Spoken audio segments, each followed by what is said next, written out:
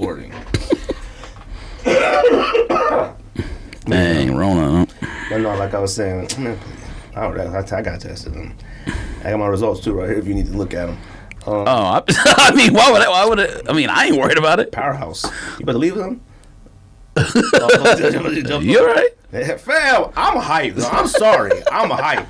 Rosil was hyped too. Wesley Snipes, we grew up with Wesley. I don't care about. I mean, honestly, Joe Budden might. Now, Joe Budden hated on us, but Joe Budden might have a bigger following than Wesley right now. No? I do. No, I don't. He might. They're about the same. He might. Wesley's 1 million. I think Joe is probably like 1.5 or something like that.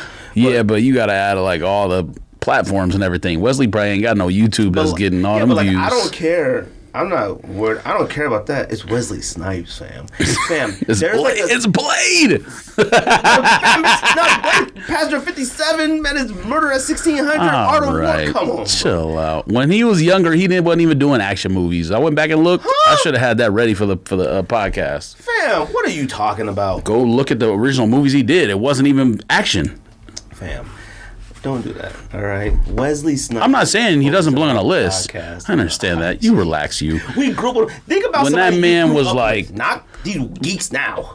Wesley's a better actor than The Rock. See, man, you know, way better actor than The Rock. Okay, I'm not even having that conversation. I'm not having it either with you because I can't believe you said it. And you love Wesley Snipes too. I can't even believe you went against that. The Rock? I can't believe you think The Rock's a good actor. The Rock movies are going to be entertainment because they're going to be just a lot. The Rock, Wesley hasn't done anything other than a B or C movie, action movie since 2004. Who? Wesley. No, he did Expendables. That doesn't even count because his role was 2 minutes. All right, that's not his movie. You look at his stuff, all B and C directed DVD movies he's done the last 16 years. He is not a better actor than The Rock. Now, better actor. Now given opportunities and stuff like that. Now that's a little bit different. No. But we know it's you know what, whatever, man. Don't do that. No, you don't do that. Wesley Snipes fan. I feel like screaming like a little schoolgirl. Though Wesley Snipes. Fam. You probably did out the window. I was driving one hand like. Yeah, you were like. I just started Wesley Snipes, fam. Man, white man can't jump. Come on, don't do that. Sidney Dean, don't do that. So what you're saying is he didn't do action when he was younger. Fam, I can never tell how old Wesley Snipes is, to be honest with you. Wesley Snipes always looked between the age of 25 and 35, so I couldn't tell you. I don't know how old he was in Passenger 57. I don't know how old he was in White Man Can't Jump. You just said Sidney Dean in Jungle Fever. I have no idea. Black don't crack. Wesley Snipes is as black as they come. All right. So Wesley Snipes' first movie was Wildcats. Okay. Instant classic. You're right. Not action. Yes. And then he did some other ones in between that were also not action. And then he did White Man Can't Jump. Not action. I mean, you go. That was his breakout. There's action scenes, I guess, if they like shooting. Marcus Johnson's shooting in the movie, but it's not an action movie. There was a couple slow motion jump shots. When the camera went low. Yes, when he jumped high, it was an action shot. Play that music. I love those movies, dude. They play jazz music for no apparent reason. He was doing karate, and it was like, and then he was meditating. Wesley Snipes, you know what? Let's start a podcast. What karate are you talking about? What? In White Man Can't Jump? No. I'm talking about. White Man Can't Jump doing karate. Let's do this. Yo, take this podcast episode 223. I mean, he was in a fam.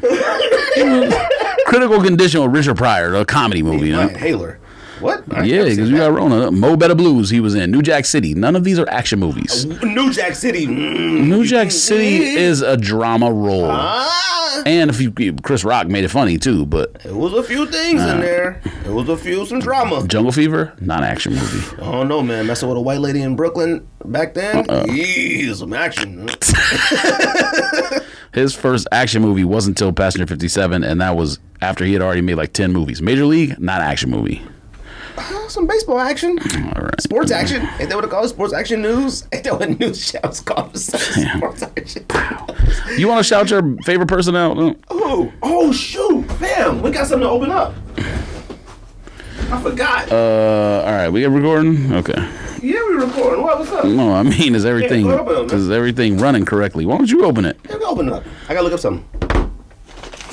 It's probably got, what you call it? What's that? White substance, not cocaine. It's cocaine. We be leaving. We gotta hit the block. Having to go hit the block. Oh, well, you gonna have to open something anyways, because there's another package inside this package. Pause. Damn, there's like a billion DMs in here. Gregory! I can't go through all these. Hey, y'all no money in here? No money in here. Shout out to the homie Tony G. He sent these to us. Let me see where he sent these to us from. I think it was all the way from the great city of New York City. New York City.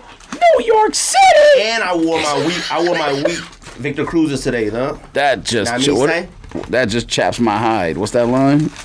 New York City. Talking about the selling that salsa. Yeah. It's funny they chose New York City to be the one to like. I mean, it's the complete, obviously, opposite of www.meliewywork.com. We appreciate that. I'm about to have that on the screen for everybody to look at. He sent us a mask too. I'm assuming this is. I believe it's his own brand. I'm assuming this is some kind of social media at MELINEWYORK1. You know what he said? He said that he appreciates us, working men, got a 9-to-5 and doing something additional on the side. Doing that, his clothing brand is his additional thing. Man, shout out to him, man. And I told him, I said, man, you ain't gotta send us anything. They're like, I don't expect nothing, but some nice little high quality shirts, man. Look at that. Ooh, like the logo. Dang, look at that B wearing them Timbs, son. Look at that Killer Hornet wearing them Timbs, son. What you say? Dang, look at that. Got an additional mask.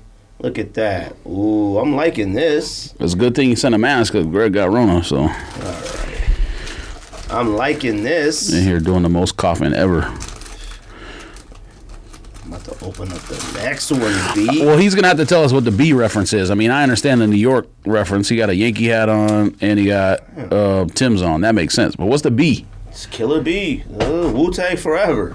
Okay. Ooh, look at that. Okay. Look at that. I know I got some little rough with these. I got some yellow and black kicks, B. I got a pirate's hat I can throw on with this. So do you know what the B means? No. It means be nice. Be kind. I like that. Appreciate that, Tony, man. I really do appreciate that, man. Like I said, nobody has to send us anything, but, that's very nice of you. Except brands with... And, appreciate the mask. Can always use extra mask. But like we always say, man, I appreciate anybody who wants to share their brand with us, and we can show it on the podcast and rock the shirts and stuff like that. Like, it's definitely cool.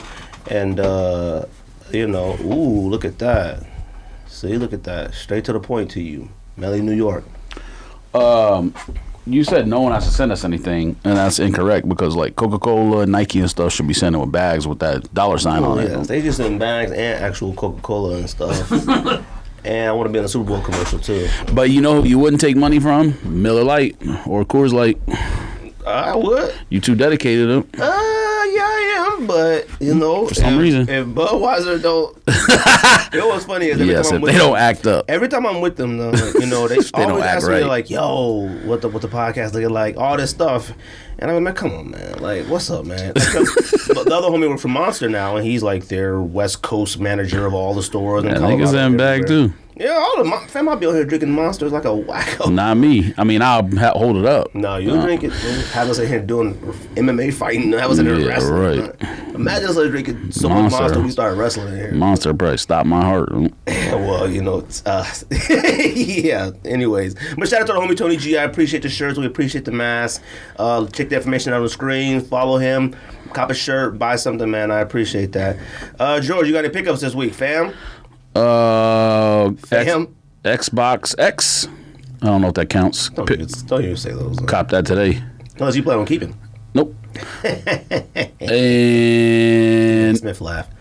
All right. And Air Max 90, not infrared, but whatever you called it. Radiant red? Sure. Air Max 3. Whatever it is. I guess it was always, technically it was a third Air Max. I saw you arguing with somebody, but neither one of you obviously knew what the real answer was. So I knew what it was. Somebody can tell us. I knew what it was. It was an orange. The original color was an orange when it first came out. It was like some type of fire hydrant orange, something, a crazy orange. Yeah, everyone so you don't know, so someone will tell us. Fam, we can look it up. Whatever it's called. I don't feel like looking it up. I just want someone to tell me. So, but yeah. Anyways, I love those discussions too. Like I do. Even though if I'm wrong, right, wrong, it don't matter. What else you pick up? That's it. That's it? No sneakers this week? I don't know, did I say foams last week? I got those foams. I sold those. I thought you didn't wear them. Man. Yes, I won. I didn't look at him. Photo shoot. I didn't even look at them. Hannah opened it up, sent me a picture, packed it up, off to UPS. Off to UPS. Yo, shout out to the homie Africonda. I'm assuming that's a mix of you want to talk about somebody who gets everything. Yeah, he does. But he everything. Esquire. He's the one that assisted us with the Reeboks. So, okay. Appreciate it. Appreciate that very, very much, man. Like, I do. I mean, he might be like sneakers' #1 preferred customer because he gets every Nike shoe off sneakers. So every shoe. I feel like everybody gets it except us, to be honest with you. Pause. By the way. Gabriel Martinez, shout out to him. Yeah. Too. Oh, my gosh. Yeah, but he got his... He gets every single sneakers drop. It's not even a question. Well, his pictures are just like the pictures of someone who owns a sneaker store or something. He be having multiple, like, of everything. Oh, no, I'll be seeing... No, his be the... Oh, wait, maybe I get the wrong person. He was supposed to got him pick every time. I remember thinking of two different people. There's a Gabriel Martinez. I think it's two Gabriel Martinez I talked to. Gabriel Kicks, that's who you're talking about, right? No. It's a different one. Shout out to him. He lives in New York. Well, this says Gabriel Kicks, NY's finest. Let me see. Can I see it? Yeah, you talking about got him pictures with like all them movie gifts and stuff. Yeah, like people. Okay, that's not Gabriel Martinez. Then. Yeah, Gabriel Kicks. But shout out to him though. Man. But there's someone else I'm thinking of too who like this isn't the page I was thinking of. Somebody who follows me, and I follow them. Every single release that's like. Y'all follow each other? Huh?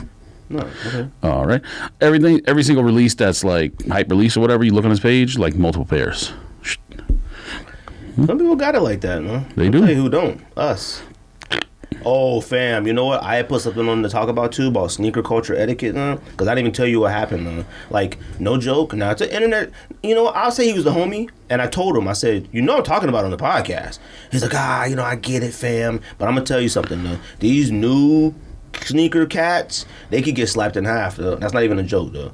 Is he still the homie? I don't know. I'll be honest with you, though. I'm gonna tell you the truth. He listens to literally every episode. New meaning. But I told him. I said I have to talk about what you did to me, though, because fam, that's some messed up stuff. Pickups. Shout out, like I said, shout out to Africana. So are you gonna talk about it? Or? Yeah, I'll talk about it later. Helped us with some Reebok legacies. You were able to get. Well, yeah, my wife, not me. They didn't have anything really in my size available. But I was able to get one of the pair of. Not even a legacy model. It's a different model that I wanted. It's a women's model. And I always I got to see that one. I want to get that one, see it in hand. But, man, him hooking it up like that, definitely one of the opportunity to see it. I mean, come on. That was a couldn't pass type of opportunity. So I appreciate that, man. Like, I definitely appreciate that.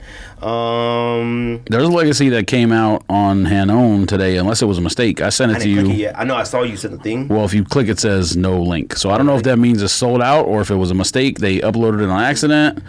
Because I had never seen it before, but it was a collab, not with Hanon, but with someone else. Oh, I thought it was with Hanon. Oh, okay. Nah, it was a collab with somebody. I see a couple people starting to collab with them legacies. So it's a good shoe to collaborate with. What else again? Got cowboy hats from Hat Club. Shout out to Hat Club, obviously. Shout out to Hat Club for getting us the red wines. I know you're not rocking it today, but shout out for the red wine hats, the Merlots. A little something, a little sip. Yes. Sip. I'll be drinking red wine now. Ever since we've been on quarantine, I just drink it in the Yeah, that's why you be wasted all the time, huh? Yeah, wasted all the time. Yep, you. Number one. Didn't really get nothing else. Bought an alarm clock. Bought a really an alarm clock. I did. I bought a really smart one. One of the smart ones you'd be like, hey, clock. And it says like, oh, man, Greg, it's hot outside. You should take this route to get to work. You need the one that's the hey clock snooze for like 4 more hours. Well, you just touch it to snooze. You tap it. You tap it and it snoozes. And then it starts a countdown clock. That's a dope clock, man. That's how the one on the phone works. Yeah, but like phone ones, sometimes I can hear it, sometimes I can't. This new one has a morning setting where it like gradually wakes you up. If my alarm is too loud when I'm asleep, it gives me a headache. But if it gradually builds, like... You got a lot of complaints. So. You're right. I'm a complicated person. We're also doing top 10. Know. The listeners know that. We're also doing, what are we doing? Top 10 games? Family friends games? Like you put board games, but yeah, whatever. Shout out to Curtis. He's the one that suggested that. Group top 10 group games, board games, any kind of not video games.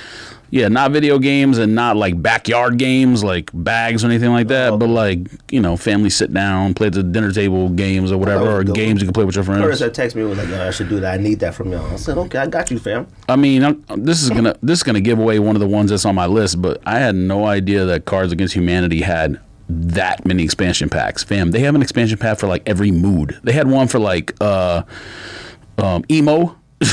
They had one for like I'm not gonna lie, I never played it, so. Well, you should. I've only seen it at the bars, like. No, you should play it. Especially when like all Rosillo's like siblings are around, or like people who are like old enough to handle cursing and weird stuff. Well, yeah. I mean, you can't play with little kids, but is it like pop trivia and stuff like that or something? Nah. Oh, it's like apples to apples, but adult version. I love apples to apples. That definitely made my list. That's why the Cards Against Humanity should have made your list, but your list is whack already. I never played it. I always see it at the bars, bro. I would have put apples to apples on there if Cards Against Humanity did not exist, but okay. I mean, it's the same thing, and okay. Cards Against Humanity is funnier, so it's like, why not just put that one on there? That's all I got. What come out this week? Oh, we got more than that. Oh my gosh, we had a guy come to our house, started painting, and Rocio fired him. So now the house is a mess. Rocio's, my wife. Like the inside or the outside? Yeah, he started painting the inside. He painted our room. Then started just like kind of painting around the house. And she was like, "Oh yeah, no." Why is that? She said that he was painting too close to the ceiling without taping it, and it gave her too much anxiety. So I mean, you're not gonna find anyone who's gonna paint the ceiling, fam. I mean, tape the ceiling. They just don't do that. Oh no! When we first got our house, they did.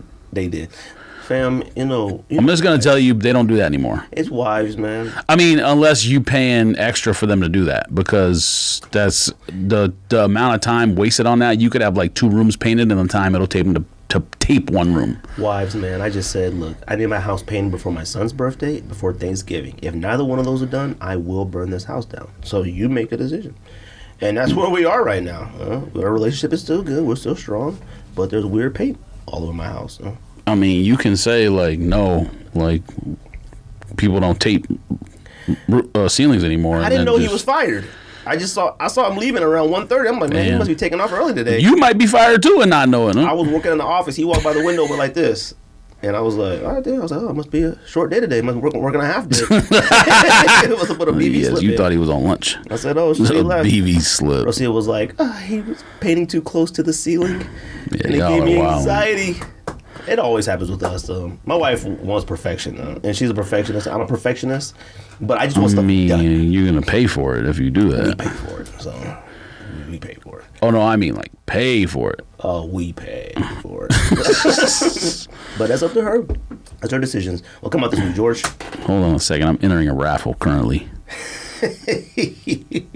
Required, man. What? What's required? Sign up for their newsletter. What's your newsletter? Just give me the shoes. They're all required newsletter checkbox. Not all of them. All right. What's going out this week? Let's see. Levi's 327 New Balance came out today. No, thank you.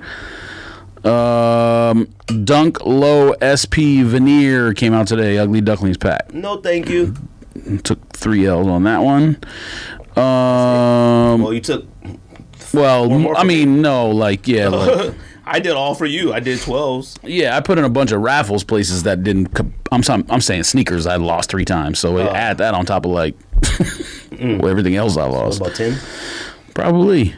This says Yeezy Boost 350 Fade. I'm assuming that's a European exclusive. I don't even know what that is. If I can pull a picture up. What the heck is that? Look like jeans. Look like denim. It'll suck. Must be European exclusive. Air Presto USA. Classics, but no. They are. You copy? No? No way. Another Air Jordan 35 comes out. DNA. Probably something that no one cares about. Prestos are one of those shoes that they thought like, yeah, we got a few off-white joints. They'll be back. They just didn't come back like they were. I think they should have kept... They did for a little while. They shouldn't make... Presto's never been a different material, have they? Has it always been? Nah, they did a Flyknit Presto. The mid. They need to remake those. Damn, you right. Them is fire. That USA one, fire. What's some other joints that pound for pound owner had? Brendan Aper. Cumulus Cloud. whatever that other model. Man, we always put it on our list. Oh. It was like a zipper acronym. Those suck. What? Those suck. You crazy, though. They might be one of the best pretzels of all time. I mean, they suck. I'm just telling you. Besides OG Off-Whites. I should have wore those today. I don't know. Why is that relevant? We're talking about Prestos. Oh.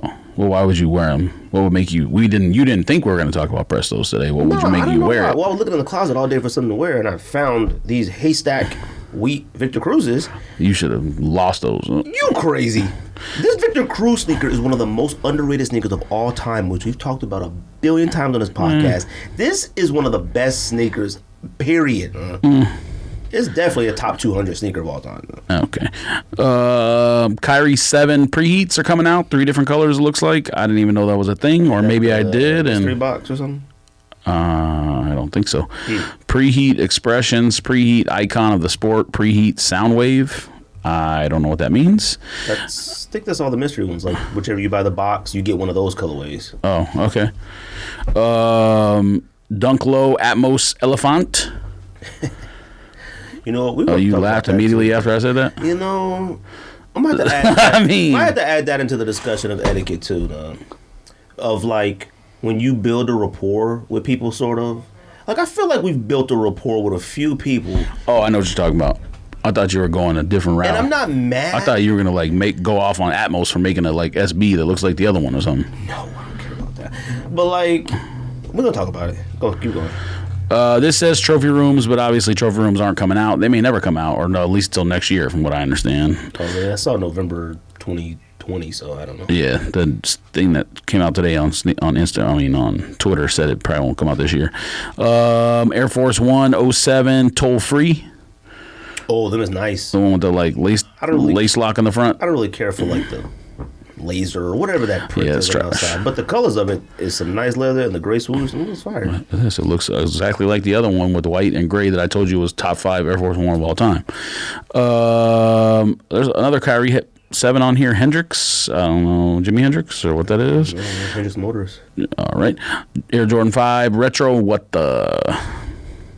Oh, yeah, no. Yeah, the one you wanted and now you hate it. Nah, I didn't want it. Yeah, you did. I wish I wanted it because I didn't think it looked bad. But, man, every time I see them, you want to talk about a shoe that, looks awful.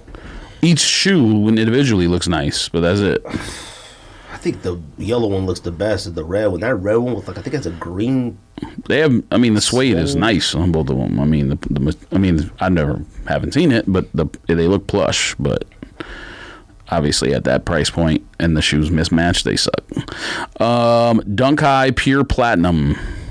White, gray swoosh. Oh, I just seen those today on End. I was looking through End launches, and I was like, what the heck is this? So, I didn't sign up for it. I guess it's hard for a white and gray shoe to be fire. I don't like Dunk Highs. I guess it's hard for a white and gray shoe to be fire, but it's nice. It's a nice shoe. I don't know how to explain it. I figured you're going to sell it. All those raffles that I did. You're selling them. Oh, no. if you did Dunk veneers, I would have kept those probably. Unless I opened the box and was like, these are whack. The veneers is the green one, right? Yeah, the one that just came out today. I think those are much more nicer than I originally thought. I saw... you could wear with that sweatshirt. Shout out to the homie Kid James, from Off the Cut Show. He posted his video of them and a really good... Might have been the best video picture of them I've seen. Man, I own no suede dunks now. Besides OG SBs, no plums, no Viotechs, none of those. Huh? And I hate Syracuse. Guess you don't like shoes no more. I love Syracuse, but I hate them at the same time. No, you don't. They're clunky. No, you don't. I need a 7.5. No, you don't. A 7.5. 9.5 seems like a 15. Fam, are you okay? Need bigger jeans, man. Okay. Sakai Vapor Waffle, black and white pairs coming. Black and sale, excuse me. We're going to talk about those later. No, you're not copying? Well, I thought I technically did, and then I didn't. But I'll tell you that story a little bit later. Oh, okay. Cool. Air Jordan 1, Retro High, Co.jp, Midnight Navy. Those look whack, man. They look exactly like the lows we have. They do, but they look whack, material-wise. I don't remember what the OG ones look like in hand, but, man, they look whack. I thought they look fine. I don't need it because I have a low, but I'm going to try to buy it so I can resell it because I'm a thought. Speaking of which, pickup of the year. Last week, I didn't say it on the show and probably disrespected the individual who plugged me with a shoe. mocha ones. I forgot to say that last week.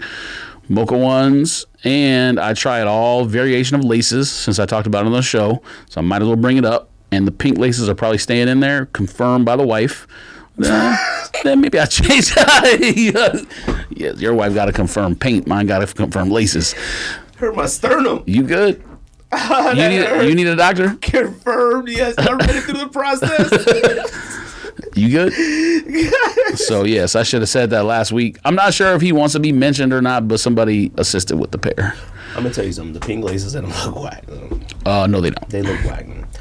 Every single person that has looked at that picture, you're the only one who was like, oh, those are whack. Of course they will. One, they say whatever you want to hear because they scared of you. Two. I don't even know what that means. My wife is definitely not scared of me. Two. I mean, she don't want to fight me, but like. Two. Okay. I'm just saying, like. Two. I think she doesn't want fisticuffs, but she ain't scared of me. Everybody's she might shoot me or something. Minds were so set on putting pink laces in them. No. They don't look good in it. No. I'm taking credit for that. I said that on this show before anyone was thinking about putting laces on there. I don't care what people think. I'm taking credit for it. No, you can take credit for it for sure, but I've seen people talk about it on social media way before we said it on the show. No. I was the first one. When the pictures of mochas came out, I sent the thing to him, to the plug, and was like, yo, I'm just telling you right now, I'm putting pink laces in these. I need you to get them for me. And he got them for me. This was way before anyone else was talking about it. You know why the pink and the red laces look better in the Travis Scotts?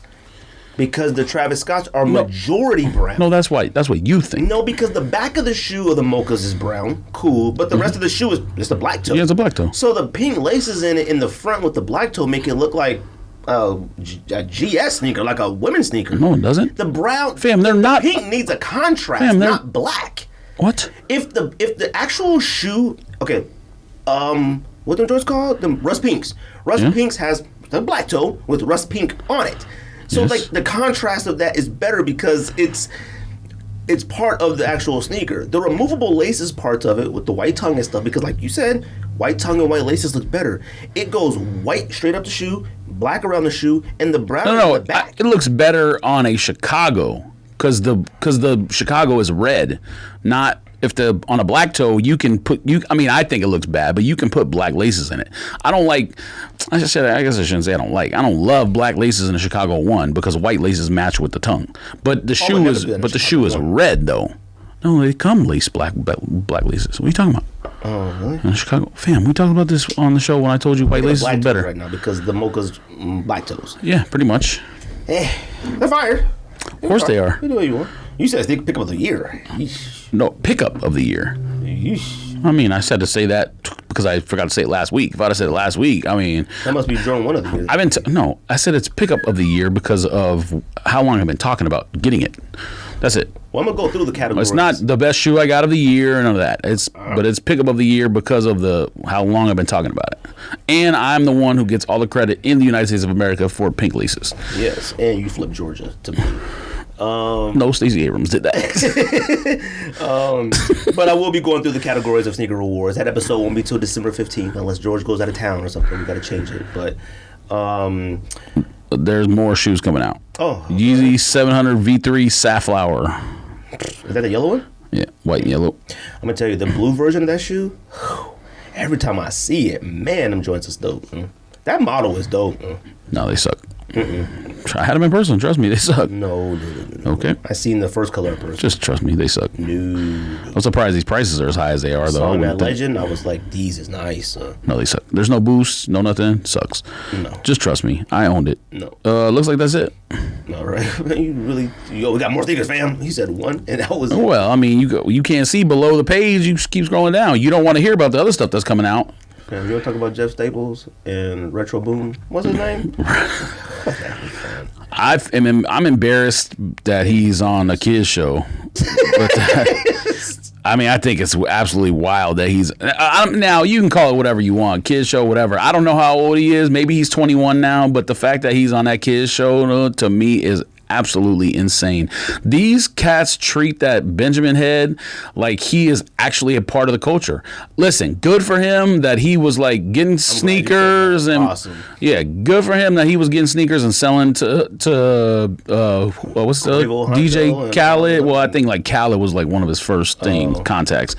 Good for him that he was doing all that. No, but to me, he's not part of the culture. I don't care what anyone does. He is just a figment of people's imagination on like YouTube. That's it. He's like, along with Keyshead and all those other people who don't exist, somehow were able to turn a YouTube fame into like actual fame. So you know what, I don't get it. He wasn't on YouTube though. I don't think. I think it was just always social media. Well, no, he would be on everyone else's YouTube, and then I'm pretty sure he had his own YouTube, or maybe it was just IG. But he would show up in everyone else's videos, and now he has that show.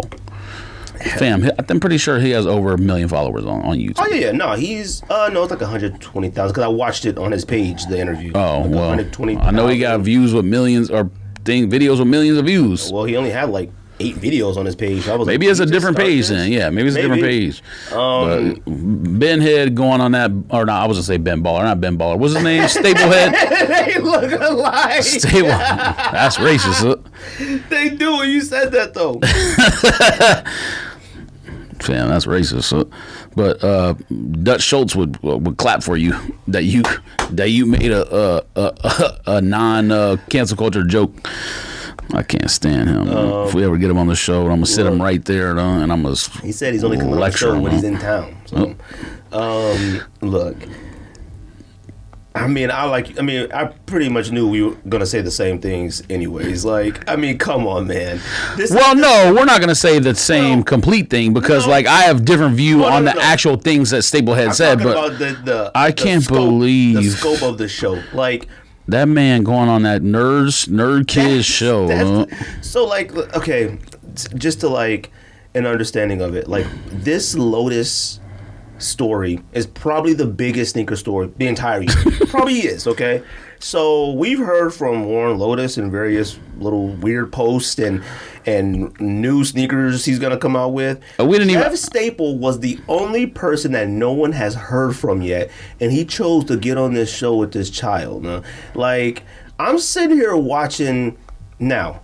Granted, we're sneaker people. We're OG sneaker people. Jeff Staples is a cemented legend in sneaker culture, period. Right. Okay? Jeff Staples is older than us. Jeff Staples is almost 50, okay? Right. And he's sitting on these with this kid, and this kid has no idea. And you know what? I said to myself, you know what? Jeff Staples came here because he can control this. He can control all this. Right. He won't be asked any questions. He won't be asked nothing. That Benjamin Button, whatever his name is, was like, crazy, everybody want to hear the story, I'm just sitting here like, who is this geek? Huh? If you look at the comics, I'm not calling him a geek because he does his thing.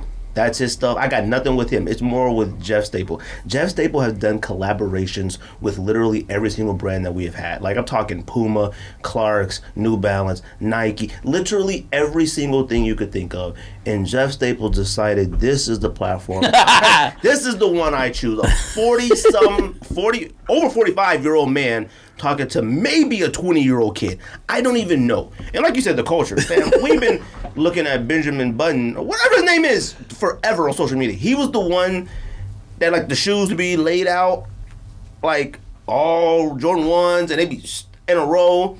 I remember you had showed me him a long time ago. Hey, shadow backboard. Yeah, he would talk about how he made like $1 million reselling or whatever when he was like 15 or 16. Right? Yeah. Now, the whole thing about his parents are rich though, like, so that's the thing. That's the thing too. They're rich people, and I remember seeing that kid on like MSNBC or something one day, like talking sneaker resale or whatever. Look, man, sounds about right. Jeff Staple is, like I said, a legend in this, and he should be ashamed of himself for getting on that platform. He could, and I'm not saying he should. I've hit him up 1 billion times to come on this podcast, especially after that. All right, he won't even acknowledge me. All right? I think he blocked me. All right. Well, the Staple store blocked us. The Staple store blocked us, or something. He don't like me. So, if he would have the complex, I talked crazy about him a long time ago. Before the I thought that was Ben Baller. Both of them. One long time ago when we were on episode 20. No, because Staple did that. He did that when they did that the network thing, the Pigeon Panda. Yeah. But remember when geek, when we first started the podcast? He's even bigger geek now that he went on that little kid show. I think he was talking crazy to Ben Baller on Twitter when it was a long time ago. We first started podcast that Ben Baller was on Twitter, and he goes, "You know what? I'm stuck in this LA traffic right now. I'm gonna go ahead and give this a listener a shot." And somebody goes, "Damn, this joint is fire" or something. And then he says something. I feel like you jumped in there and started talking crazy. I can't remember. About what? Our show? Yeah, I can't remember. It was a long time ago. I can't remember. I don't remember him listening to our show, but I've been talking crazy about him for a long time. Everybody keeps on saying, like, oh, he's the original Nike Talk guy. Like, man, leave me alone, man. That cat don't know nothing about no sneakers. Now, maybe he knew about SBs back in the day. Fam, if you going on sneaker shopping and you don't know what a LeBron is and you calling Jordans by the wrong name and then you want people to consider you the sneaker OG, like, fam, you could have your fans. I'm not one of them. It's that simple. Look, he represents LA, so I'm fine with it, but whatever, man. He makes jewelry. God bless, man. But Jeff Staple, man. So what was he talking about? Bootlegging. So he said Nike was the OG bootlegger because. Yeah, so the point that he was making was talking about Blue Ribbon Sports. Like, they would import Onitsuka Tigers to the U.S. So Phil Knight and Bill Bowerman. Bill Bowerman was the other one, his partner or whatever, originally in the business. And Bill Bowerman was a track coach at the University of Oregon. So they would import Onitsuka Tigers, number one, for their athletes, and then number two, they would just sell them out of the trunk of his car or out of his van or whatever. And they ran out of, like, I guess the demand was too high, so they would, at least that's what Staples said, the demand was too high, so they would, because, Onitsuka Tigers in Japan, and so they would go back to, they would, I'm assuming you have to send a letter or make a phone call or something, because ain't no email, ain't no text message back in those days. So they would ask for more pairs, and Onitsuka Tiger was like, fam, we're already in, like, production max. We can't send you anymore. So they got the waffle iron and made their own waffle shoe. And then that was, there's this long story about the waffle iron or whatever. But, I mean, I want to say he gives Phil Knight all the credit. I'm pretty sure Bill Bowerman's the one who should get the credit for the waffle iron shoe. But, so, yeah, he's just saying that their entire company was started on bootlegging an ASIC / Onitsuka Tiger shoe, which you probably can do that about every single brand that exists. Every single brand that exists bootleg something. You have to get inspiration from somewhere. Who's the original sneaker manufacturer? Well, I mean, bootleg. Like, what does bootleg mean? Because, I mean, like, take inspiration from it. Inspiration is different than bootlegging. Like, it's way different. Like, no, it's not way different. It's just one of them's more harsh than the other term. And that was one of the things, too. Neither one of us were alive when this happened, so who knows? And obviously, you would never get a straight answer from Nike, or reading a history book about it. This guy just obviously knows, because he probably knows people who were there. Staplehead. Oh, well, he said it's in the Shoe Dog book. That's where he said that story is in. Yeah, but I'm sure Phil Knight would never admit to, bootlegging. He probably just had, that's his interpretation of the story or whatever. I don't understand, the whole thing with that. I don't understand why he would choose to, that's the ground he chooses to stand on. I don't know why, No. So if you want my take on the whole thing, I was just saying what he was saying. Right. My take on the whole thing is you should allow artists to have some freedom to create based on. You came up with such a good design in 1984, whenever the Dunk first came out, that you should be it's like a compliment that people want to work with it, or Dunk, or whatever you want to talk about, Jordan 1, Dunk, whatever. So to me, it's almost like a compliment. And a lot of these people, I'm not talking about necessarily about Lotus or Kai or any of these specific people, but it's kind of like a compliment that people want to use your shoe to make their own thing. And yes, there is a difference between making the Kai Lightning Bolt on a Jordan 1 and then taking a waffle iron and making your own version of another shoe. Two completely different things. But when you use a waffle iron to make the sole, if it looks exactly like the ASIC shoe, you're basically doing the same thing in one way or the other. So I think artists should be able to do whatever they want. You can't. So my biggest thing isn't that what a customizer is? That's Well, I don't know. Everyone argues about different customizer takes the actual real shoe. This is their argument on IG. Well, I mean, it's a valid argument. listen, you can look up the word custom and find 10 different definitions. And especially when you apply it to sneakers, there should not be one person who owns the definition custom. I mean, you can... The reason people argue is because it's the socially accepted answer. It doesn't mean it's right. I mean, it's a cemented one in sneaker culture. Like, other versions of the word custom don't equate to anything in sneaker culture. I don't think anything is cemented in... No. Maybe not anymore, but custom, we all know what a custom sneaker is. No, that's your take on it, though. I think that's a majority of the sneaker community's take of a custom sneaker is, I give you an all-white. Okay, but who says they're right? I think it's just the built-up history of it. I don't think it's... I mean, yes, if we really deep dived into it, like, I'm sure there's other versions of it. I'm sure there's... People can have 5 different versions of the definition of the word. His argument is just not a valid one, because it's not a... You could take a worn Lotus, if it actually came out, from what we saw, if it came out and you took it to a customizer and said, take this swoosh off and put a real swoosh off, it's now a pigeon dunk. It wasn't like he didn't put the pigeon on the toe box. He didn't reverse the colors. There's other differences with it, but I mean, yeah, the sole has like WL on it, like the molding in the back, but it's not enough. And like you said, Nike owned the patents and trademarks, whatever else. So that's a different issue. We didn't get into that. And so this entire, like with the election and all this kind of stuff, I've been having arguments and like conversations with people just about capitalism in general.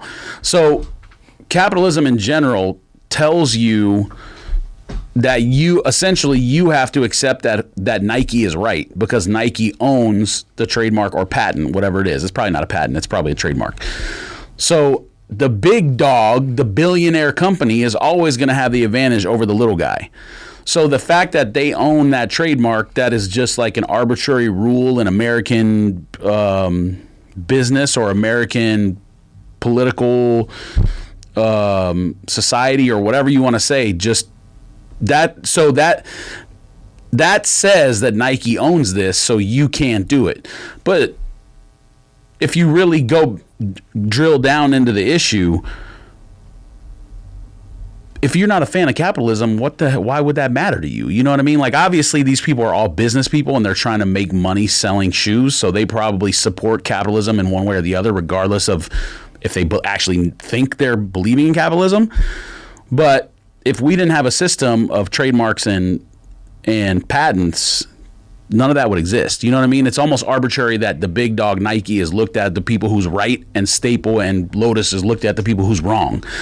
That's more also someone can have the opinion that what Lotus did is not wrong because Nike bit from somebody, or who even says that Nike is the more important version in this whole thing. You know what I mean? So like that's how you have to look at it. Well, I mean, yeah, you could look at it that way from both sides, but like we're here now in this system of capitalism. Like it's not...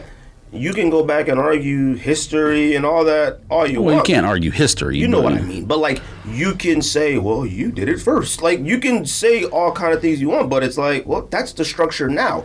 The issue is, like you said, a big company like Nike is viewed by a lot of people in the culture or whatever you want to call it as right. Like, there are people like making fun. I've never made fun of Lotus. Like, him. Like, I mean, he's a geek, but not like people like, yo, this loser. Fam, I will not defend Nike ever, okay? Like, ever. They have to bag with a dollar sign. And I had $2 on the bag for me to defend. The other thing about it is, like, Warren Lotus himself, or I guess we don't know about him, the person, but we know enough about him based on his designs. He's corny. A lot of those designs are goofy stuff we would never wear. And for us, though. It literally looks like everything that everybody wears. Like it looks like Travis Scott merch, skeletons. I mean, Travis Scott merch is corny and trash. Fire. I mean, it is. It's corny. Travis and trash. Scott probably has some of the best looking merch I've seen ever. Fam, you're arguing over merch right now. Okay, I'm just saying. That's what this stuff looks like. Let's not argue what merch is fire. Merch in and of itself I don't think any of the stuff that Warren Lotus is corny. I don't think any of it's whack. It's just not for me. Oh no, it's whack. Yeah, it's all right. It's whack. No, there might be someone who likes that kind of stuff, or bikers, or like skulls, or whatever. That's fine. It's the same thing with Christian Audige, and you can take it Von Dutch. All those brands to me are corny because it's so niche that it's only for someone specific. Like Starter, Nike, Adidas, those brands will never go away because they make stuff that's number one, always in fashion. Everyone can wear it, and most of the stuff is simple. All these other brands pop up, and it runs its course. Well, that's what we talk about all the time. A lot of the niche brands, to me, now granted, this is a plain sweatshirt that cost me like $15. So I think I can make this plus the shoes that I obviously spend more on, and a hat and pants or shorts or whatever look better than some people who buy Lotus shirt, sweatshirt, gear, whatever, can make an outfit look. Well, so it depends on how far you take it. We've talked about this many times on this podcast. There are certain things that like I won't buy, or I'm not talking about matching an entire Jordan outfit to your shoes. I'm saying like me, I like Cormier de Gonçalves shirts. I like the little heart in the corner. I like the shirt because it's high quality. The ones when it's like the entire body is a heart, that is just insane to me. One, because it's like stuff like that is like amplified such a magnitude that like I could wear it Monday and don't wear it again for 2 months, but it's so pronounced. It looks like I wear it every single day. It's like a Warren Lotus jersey. Skeletons, fire, stuff like that. That stuff like there, like you said, is niche. It fades away so quick because you see it so much, because it's so much on your senses when you look at stuff like that. Von Dutch, Christian Auger, fam, we were wearing Ed Hardy stuff that had the most skulls and stuff. I mean, fire, flame, bulldogs. We didn't have a single tattoo on our body. That stuff ran its course like that because it was like just so in your face. It was just so much. There's everything. Affliction was like that. Now I know Affliction was like associated with MMA or whatever, but like you said, same thing. This stuff. You go to Las Vegas. You go to Las Vegas 10 years ago. Everybody had Affliction on, except me. Everybody. I never had. Because to me it was whack. I would never buy Affliction though. But the same thing. So like the Lotus thing is like taking a Nike Dunk and making it something with a skull on it and then making his clothes. To me, it's corny. But that doesn't mean that he's not wrong in just being an artist who wants to change stuff. We're just accepting that the Nike, the big dog billionaire company, is the one who's in the right. So again, you can be on the side of Lotus in terms of like, hey, it's just a guy trying to be creative, but also at the same time call his stuff corny, because to me that's what it is. Like, fam, you did a Air Force One, and then you try to do like a reverse or a Travis with a reverse swoosh skull. Now you taking every single Dunk colorway. To me, what he's doing is corny, but that doesn't mean it's wrong. Yeah, I mean that's. You can argue it. Right? It doesn't mean he's wrong. I don't understand. I mean, I don't know what Nike would probably feel about it. Like, I don't know how Nike would feel about Jeff Head talking about them in that manner. I don't think. I mean, I'm sure the relationship is already severed. I mean, why else would he be saying that? Like, I mean, fam, if you go on someone's show that has even 10 views, and you say stuff like "You're the original bootlegger." He's trying to make a point, but he didn't make it. No. My point is his relationship is severed with the brand. It has to be, or he wouldn't say that. It's just funny because he's on the show. I'm talking literally surrounded by nothing but Dunks in the background. I mean, the entire background was Nike swooshes, literally all over the place. Right. He's wearing Dunks. He's wearing Nikes. He's wearing. I mean, then he takes out the vote or die pigeons or whatever he did with. Yeah. Shoe surgeon. Which that's another topic, which was ridiculous because. He said that he made this because he wanted that one more thing to get people to vote, like young people. And I'm thinking to myself, and then at the same time, he's telling Benjamin Button that these should resell for around 10 to 20K. Like, what are you talking about? Like, that's not how you get young kids to vote. Like, I mean, were the proceeds being donated anywhere? No, it was like you have an opportunity to win this by like you get a secret link that goes to the site, and you have to buy clothing. Each clothing item you buy gives you a raffle ticket to put in towards it. Then if you win it, like after you win the sneaker, then you have to provide proof that you went and voted. A picture of your ballot, picture of you at the booth, voting, whatever. But to me, I'm just thinking to myself, like, stuff like that to get people to do things that, like, you feel... What clothes is he selling? Like, staple clothes? Maybe shoe surgeon stuff. I don't know. Bags or something. Yeah, see, that's corny to me. Who knows? Either way, to me, when you're trying to make a statement, politically, cultural, whatever... Hey, vote, go vote. Everybody should be able to participate in it. I don't believe in like one item. You try to get millions of young kids to go vote for the first time or go vote, period. I mean, honestly, it's not, fam, it's not a bad idea because kids these days will do anything for sneakers. So. Just be honest about it. He said that was one of the things where it was like, well, I hope that's a little bit more push for them to go do it. But I'm like, come on, man. Odds of winning that are slim 0. I mean, that doesn't mean anything to them. Only we know that. Benjamin Button. Making people go buy something to do it is the dumb part. I would criticize him for that. Yeah, that was what I was whack. That's whack. But whatever, man. He made his point. I guess that was his point. Whatever. He said he really couldn't talk much about it because of the lawsuit. Clearly, I don't know what his participation in it is or whatever, but he can still. Yeah. I've had this conversation with you and a billion other people. Anytime. Everyone is a fan of a team, whether it be a sports team or a shoe team or what. Everyone's always, or a political team. People just like being on teams. They like being associated with other people. So in sports, I always talk about this where fans, say the fans of like the New York Mets, we'll use Ricardo's team as an example here because they just got a new owner and he thinks they're going to spend $1 billion. Fans of the team always, not all fans, but the majority of them act as if like the owner is cutting checks that have their name on it, where they're like, oh no, don't ruin the salary cap. Like, fam, that's not your own money. Why would you care if the owner goes broke making your team better? Because I hear this argument all the time where it's like, if you sign someone to a 10-year deal, your franchise is going to be ruined in 7 years. Like, I don't care, man. It's not my money. If you get 2 championships before that happens, fantastic. So in these arguments that people have, they always seem to take the owner's side. And I will never, ever do that. Why would I argue for a billionaire over a millionaire? Like, that makes, when you break it down like that, it makes no sense. So why would I ever have Nike's back over someone who's just trying to get started being a creative or whatever? Like, that's the kind of stuff I've been thinking about lately, just in general, about capitalism, whatever. Why? Capitalism is made for the 1%, fam. Capitalism does nothing else for the 99%. It does nothing. It's only for the rich. That's it. Why would I argue on their behalf? But when they created all the rules, I don't care. Whoa. There's no reason for me to care. That's a bigger it's a completely bigger it's a discussion. It's a different discussion, but it's all involved because it's how it is though. Nike has decided that they're the big, or people have decided that Nike's the big dog, and they accept the fact that they can send a cease and desist and sue everyone. Well, yeah, they're not wrong either though. Like, it's not. They're not wrong based on the laws, right? But they might be wrong based on morality. Oh yes, see, that's what I'm saying. That discussion is a forever discussion. You still have to talk about it though. Ethics, stuff like that. You can still discuss it, but like, we're already set in this way of society.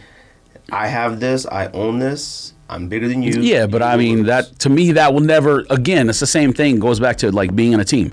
I'm never gonna have Jerry Jones's back, or I'll never for the Cowboys or something. Or what's a man Mark Davis's back over a player. I hope all the players get paid. I don't care if the salary cap goes over or not, because it's not my money. I don't care. Like the Dodgers just won the World Series. If they spent $1 bazillion next year to try to win it again and it mortgaged 10 years down the road, I don't care. Hopefully you win 5 more before that happens. Like, I would never understand fans who are like, don't spend the money that's not mine. Well, I'm just more surprised. Like, it's funny because a lot of people that are sort of rooting for Nike or rooting against Lotus, or some of the ones that complain about the most L's every single week and stuff. It's like, well, there's also that, yeah. You can't play, both sides. Like I said, Warren Lotus, man, to me, like I said, I would never buy it because there's a reason why I like it. Whatever. Jeff Staple, man, his relationship clearly is weird or whatever with Nike now. I'm sure it's over. What I would imagine it's over, but, whatever. Booming Kicks, man, whatever. I don't even know what party plays in this. He's just sitting there. Whatever. Well, he's a nerd and a kid, so I mean, you know how. First of all, the conversation was 20 seconds. People like that are not important to me. That's another thing that's come up over the last couple of weeks with election and whatnot. Tired of stuff like that. Like, people allow. I saw so much on Twitter where like people are like, I wonder what so and so thinks about this. I wonder what they're like. People lead their lives through celebrities and just popularity so much, to the point where it's just like, I don't want to be associated with any of this anymore. You know what I mean? I don't necessarily mean sneakers themselves. Right. Well, but like, we've talked about that since episode 1 about like the people the dominated people who run this. I saw these cats like that. Like, booming, man. You look at the comments. They're not billionaires though. I'm talking about but I'm talking about like in our community of sneakers, their status is like amongst the regular people. Oh yeah, people care too much. Yeah, they care too much what they think. Who cares? I look in the comments on that video. I hate it. It took me a while to watch the video because I hated where it was. It was on Benjamin Button's page, whatever. Oh. I look in the comments. these cats are really like, oh my God, two legends on the same screen. I'm like, yo, what? It's just a crazy way of thinking and mindset. And people like, Kicks Man, whatever, Resale Kid. I hate that people care that they have a pay. He's like, yo, wait till the next interview comes out. So much fire. Go sell sneakers. Sell 1 billion sneakers and be rich. Like, I don't need your opinion on stuff like that. Like you said with politics, there are certain people, like you said, people are like, yo, I wonder what this I don't care what they think. Yeah. Like, it doesn't hold any value to anything besides your just curiosity. Yeah, there was something that people were sharing where, like, what's John Legend's wife name?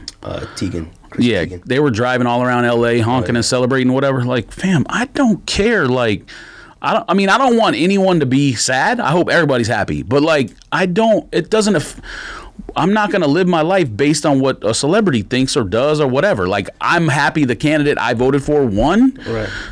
At the same time, the pressure should be on them from everyone who voted for them to do what is expected. Oh, yeah. But this whole, like, you care what a celebrity thinks, or you're sharing, like, I'm going to retweet the fact that Chrissy Teigen is celebrating. It's just the goofiest stuff ever, especially with, like, all the problems we still have. Like, fam, goofy. I will never understand that. And it goes to sneakers and fashion and everything else. I don't care what any of these nerds that people put up on pedestal think. It's ridiculous. Kyle Kuzma's getting a sneaker, fam. Yeah, it's the most ridiculous thing I've ever heard. Lakers, he might even be a Laker next year. Might be in the league one day.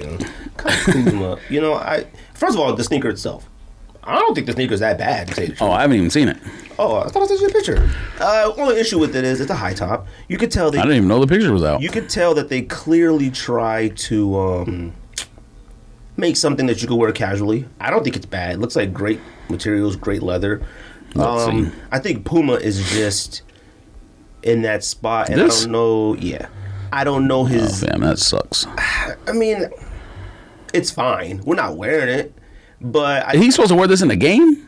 Yeah, I mean. Oh, that picture you sent with those low tops, that was it too? So what is this like? Yeah, I don't know if the low tops are a version. I think those are different. That the two low tops were a different model. This one is called the like Puma All Pro. I mean, that's basically a force from the top down. Like if you look at the toe box and the lace structure, that's what Air Forces used to look like, and flights. It look like not Air. Well, yeah, Air Force. The David Robinson version of Air Force. I'm not talking about Air Force One. I thought you were talking about Force One. No, like when they used to make Force basketball shoes. That looks like a Force or a Flight from the top down. I used to have those ones. Looks like Pippin Flights. You're right. I don't think the shoe is bad. These suck. Man. I don't understand the reason why Kuzma's getting a shoe. Clearly, we don't know the deal. We don't know whatever they had planned out. He has no business getting a basketball shoe. But like Kuzma was signed with GOAT one day, and then like one day Puma. Like I don't know anything about him. Kuzma clearly doesn't. I don't think he signed with GOAT. Yeah, remember he had a deal with GOAT. No, the Puma. Other man was. No, it was Kuzma. And everyone was like, oh, man, Kuzma's going to be wearing fire in the game. And every once in a while, he had like a Kobe or something like that. I think you're thinking of the other man from... Kuzma was the very first... Japanese, half-black man from played for Gonzaga. I don't know what pro team he went to. Kuzma was the very first GOAT signing ever. What's the one I'm talking about? Mm-hmm. The Clyde All-Pro and the Kuzma Mid. So maybe it... Look at that. It says Kyle Kuzma lands multi-year extension with GOAT app. Oh, he signed an extension with GOAT app. And that was January of this year. So he was always with something with them. Either way. What's the one I'm talking about who played at Gonzaga? He's half black, half Japanese. He was in a first-round pick last year. I just don't know what team he went to. Oh, plays for Wizards? I can't think of his name. He signed with GOAT. Oh, really? I didn't know that. Yeah. I know who you're talking about, though. He's really good, though. First Japanese player in the NBA? I forgot his name. He's really good. I don't really have much to say about this. I mean, it is what it is. I mean, Puma's doing his thing. He has no business getting a signature shoe, but I guess Puma's roster. They have no choice. He's probably their best roster now. Ingram. If he's still Puma. Ingram, him, Suns DeAndre Ayton, Barrett on the Knicks. We'll see. Barrett, left-hand Canadian man? Yeah, he don't matter. He sucks. I know for some reason Ricardo thinks he's good, but I have no idea why. Yeah, Kuzma getting listen, it'd be one thing if they gave him like, here's these Clydes for you, but no, they actually gave him not a PE. Called Kuzma. Yeah, not a PE, a SIG shoe. It's called and he might not even Kuzma. Be on that team. I mean, are they? I'm assuming. Listen, they don't have much on their roster, but if they're assuming they're gonna like parlay something into him being in LA, It might not be the case. First of all, he needs to leave anyways. Too much pressure to be in Los Angeles. And that's what happened with Ingram. Ingram is flourishing now when he left Los Angeles. Well, I don't know if it's pressure. It is pressure, man. No, it's a LeBron thing. It's not pressure. It's pressure from LeBron. I think it was pressure from him, ball kid, Ingram. He sucks either way, so. Them kid, something's wrong with him. He has anxiety. Something's off with him. He just sucks. Supreme is sold to... I seen some funny jokes. I see some funny jokes about Supreme like selling out. Like finally, it's time to like people to get rid of all their Supreme stuff or whatever. Why? Because it's not skate. It's not a skate brand is like counterculture or whatever, and it's not counterculture to be like sold to the man or whatever. So what is it? Why is my voice so low on this? Man, come on, fam. So. I don't understand why like you see like the difference in my voice. It's only like up the top. It's like coming through like one speaker. Anyways, I don't know, family. No, there you go. So Supreme then sold to VF Corp, whatever that is. Like I was reading about VF Corp, their stock like shot up brands. Like 10% with that. Yeah, they own Vans, Dickies, Timberland. Yeah. North Face, which I was kind of like, that's kind of an impressive lineup because you got both coasts on lock. Like you got Tim's and North Face with the East Coast, and you got Vans and Dickies on the West Coast, and now Supreme is on both coasts. Like now, I see a lot of people on social media saying like, what does this mean for Supreme? I don't know what any of that means. Somebody was like, you gonna start seeing Supreme in Walmart. I'm like, okay, you don't see none of these other brands. Yeah, but I think that goes along with the whole like. They sold out to the man thing, you know what I mean? Like that's what people just think. It automatically goes in like PacSun or like. I think Supreme will keep. Supreme is like, it's kind of weird when I think about it because I love In-N-Out, but Supreme is almost like In-N-Out. Like they only allow their stuff to be sold only at their place and it's limited locations. You know what I mean? That. Yeah, I like that, but that's what I'm saying. It's weird that I just kind of hate Supreme, but it's probably because it's just like a. Nerds think they could buy Supreme and like all of a sudden they're part of the culture or something like that. Well, and Supreme makes a lot of corny stuff. I've never thought Supreme stuff sucked. Never. It's some of it is extremely poor quality. Some of it is fire stuff. I've never thought it sucked. When we first like super duper got back into sneakers, like stuff like that, is all those geeks were like just Supreme losing their minds. Like you couldn't even go to the site to look at it. It was flying so much. Like, I mean, that was the biggest sellers and stuff like that. When they started putting like box logos, like hiding them in New York, and cats was like running all over the place to get box logos and stuff. And how Supreme employees treat you, I don't know if that's just the way it is, but like I hate that. That's because it was counterculture at the beginning. It was a skate shop where they didn't give a shit whether you bought something or not. I think it's kind of whack though. Like people still view stuff like that. Like I get it, like, oh, you sold out to the man. That's the goal, man. Like it's not the goal to say it, but that's the goal. When you start something and you sell it for $2 billion, like give me a break, Like you want to talk about? I don't want to say sell it to the man, but let Nike walk in here with $2 billion. I'll be in here wearing Cortezes on my ears. Like come on, like stop it. Like. Look, I don't know much about Supreme's model. I feel like we had just talked about Supreme being sold to somebody else, like probably like a Carlyle Group. Yeah, so they said the Carlyle Group probably tripled their investment. So that, honestly, in the whole thing, they're actually the smart investor. They bought it for $500 and sold it for. I mean, I think they didn't own 100% of it, but they bought it for $500 or whatever and sold it for 2.1. So. In some way or the other, the article said they're tripling their money. So that's the company that's made the smartest decision to me. Now, who knows? The value could triple or whatever more with VF brand, but unless you start expanding more stores and whatnot, how are they going to sell more than they already do? I will say this though. I mean, if you want to talk about a company you're going to go get sold to, I mean, they've done the most Vans, Timberland, North Face collaborations. Yeah, they're. Oh, you mean from Supreme collabing stuff? Yeah, I mean, I thought you were saying the companies they own are popular. Like the relationship they have with those brands already is like incredible. So, sneaker award categories. You want to go through those real quick? And we're going to go through this real quick. Do it. And the episode isn't going to be until December 15th. Oh, apparently another podcast did a sneaker draft too, by the way. You're welcome. Oh, no, they've done it a long time ago. I don't know who it was. Somebody sent it to me. Canadian. the sneaker. I don't know who it was. I don't know if somebody. We did it first, but then of course we did. We did everything first. We did it first, but they did it after us. But we got the idea of the money thing from them because when we switched it up, I said it. Well, no, we talked about it, and you guys were, that's a better idea, the money thing. It is a better idea, but that. And I shouted them out. I said, hey, we got that from them. That money. We did the draft first, but the money. Spending the money thing, like, start out with like 2,000 or 1,500, whatever, and whatever from them. I plan on doing the draft next week. You here next week? Yep. Okay, so I plan on doing that next week. So I'm just probably tell Simple or somebody to come on here. Unless you have somebody else in mind, I don't know. No, I don't. So, like I said, you're like normal bat channel, normal bat hour. Like I said, episode isn't going to be till December 15th unless George goes out of town or if you have any plans for Christmas or whatever, going out of town or whatever. I don't. But listeners, vote on this. Fam, I don't think anyone's going out of town this year for Christmas or Thanksgiving. Are y'all doing your Thanksgiving party, fam? No. You're not doing that no more? Hannah told me. No more, fam. It's COVID. I know that, but I thought Hannah said like y'all was still doing it. Damn, you must have spilled the beans. As far as I know.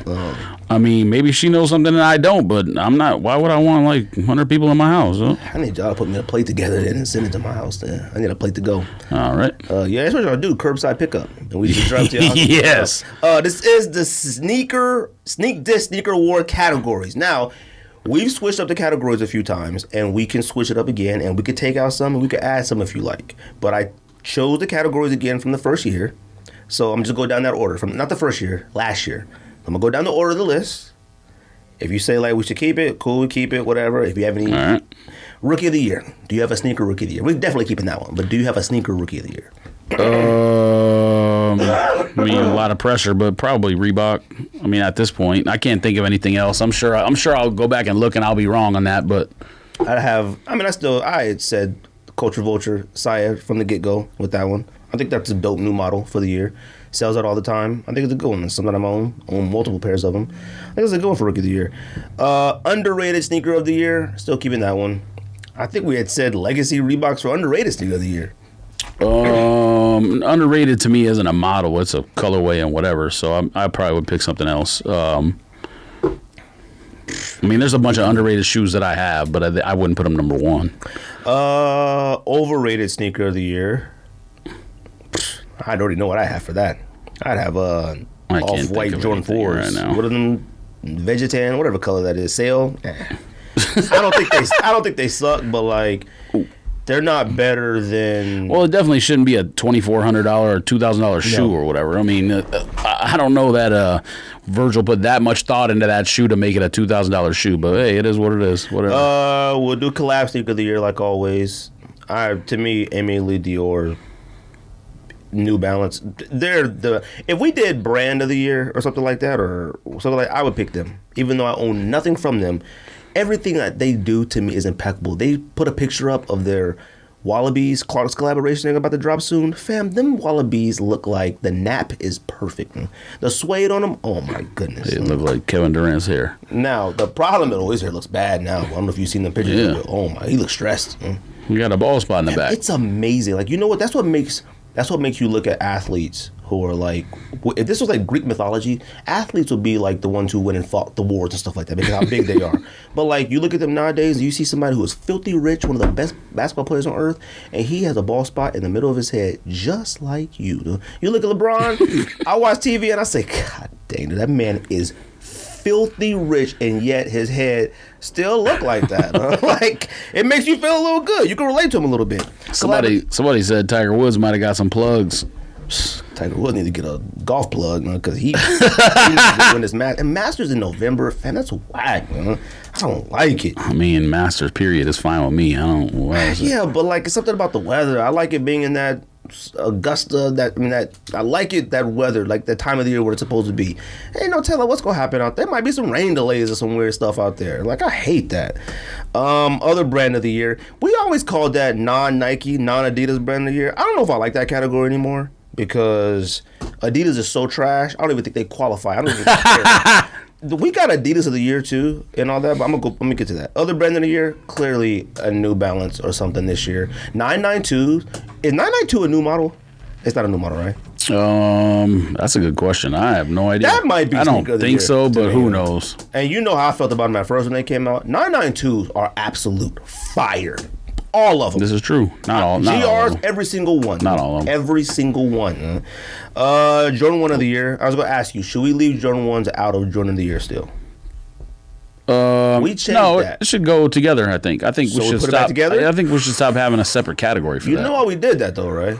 Because Jordan 1s just dominate so much that there's no other Jordan. Not this year. What? Fam, how many Jordan 4s came out this year? And what else?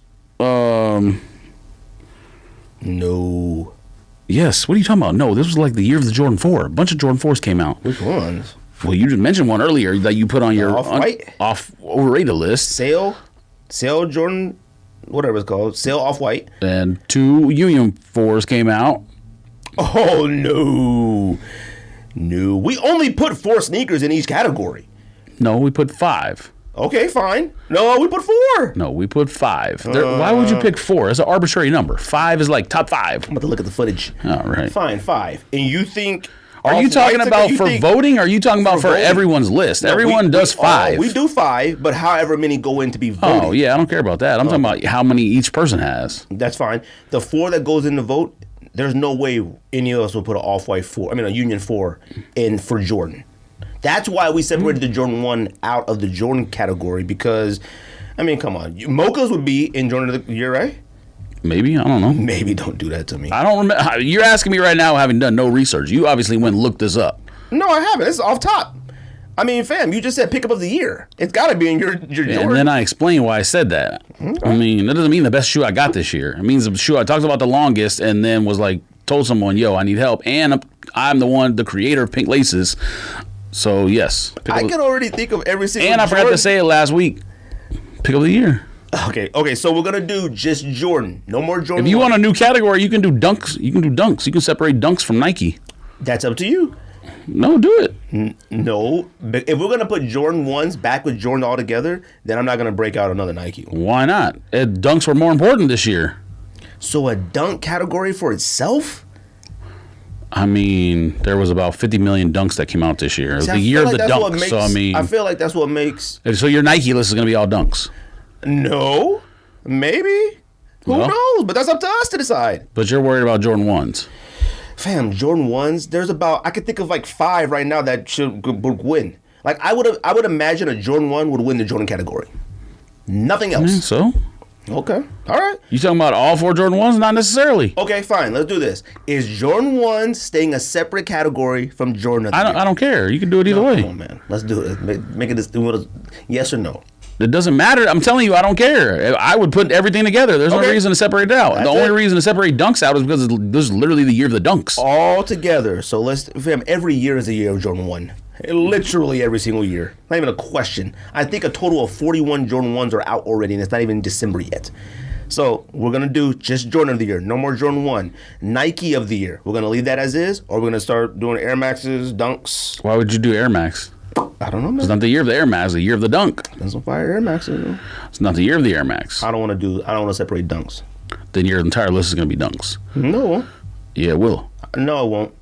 I'm going to probably have Rico and Andy here for that one, for that episode. I don't think all of us will have. I don't think it'll be all 4 dunks. The only Nike shoes Ricardo likes is dunks, so it's going to be all dunks. Yeah, but Andy thinks a little different. He thinks, no, it's not going to be dunks. So we'll see. It's going to be entirely dunks. Okay, you know what? Then let's do this then. No, then we got to put Jordan 1s back on it. I don't care. I honestly don't care. Okay, Adidas of the year, but we also separate Yeezy of the year. We did that. Should we leave that or just throw it in there? Then Adidas is all Yeezy picks. That's what we don't want. I don't want it to be. Then why are you asking me about separating dunks if that's not what you want? Well, it's not about just me. We're a team here, fam. We're on the same team. We play for the Dodgers. We're on the same team. Fam, what's up? You gotta agree or disagree. No, I don't think. The only one I would separate because it's the year of is dunks. That's it. I don't want to do that. And Yeezy is a different brand. We separate Jordan brand from Nike. It's the same thing. Okay. Yes. Then we'll leave that as a good argument. All right, then we'll leave. Fine. It's a good argument. I appreciate that. Good job. Yeah, you're right because I'm a genius. Okay. All right. Settle down. Adidas of the year? We're leaving that? I mean, what else are you gonna do with it? Yeezy of the year, leaving that. Yes, 2 different and brands. Sneaker of the year. That's it. Yeah. All right. So you fine with no dunk of the year?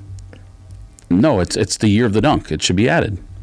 Does this mean it's added forever, or just this year? You change your list based every year based on next year might be year of the Air Force One. Who knows? We'll do that then. We'll add dunk of the year then.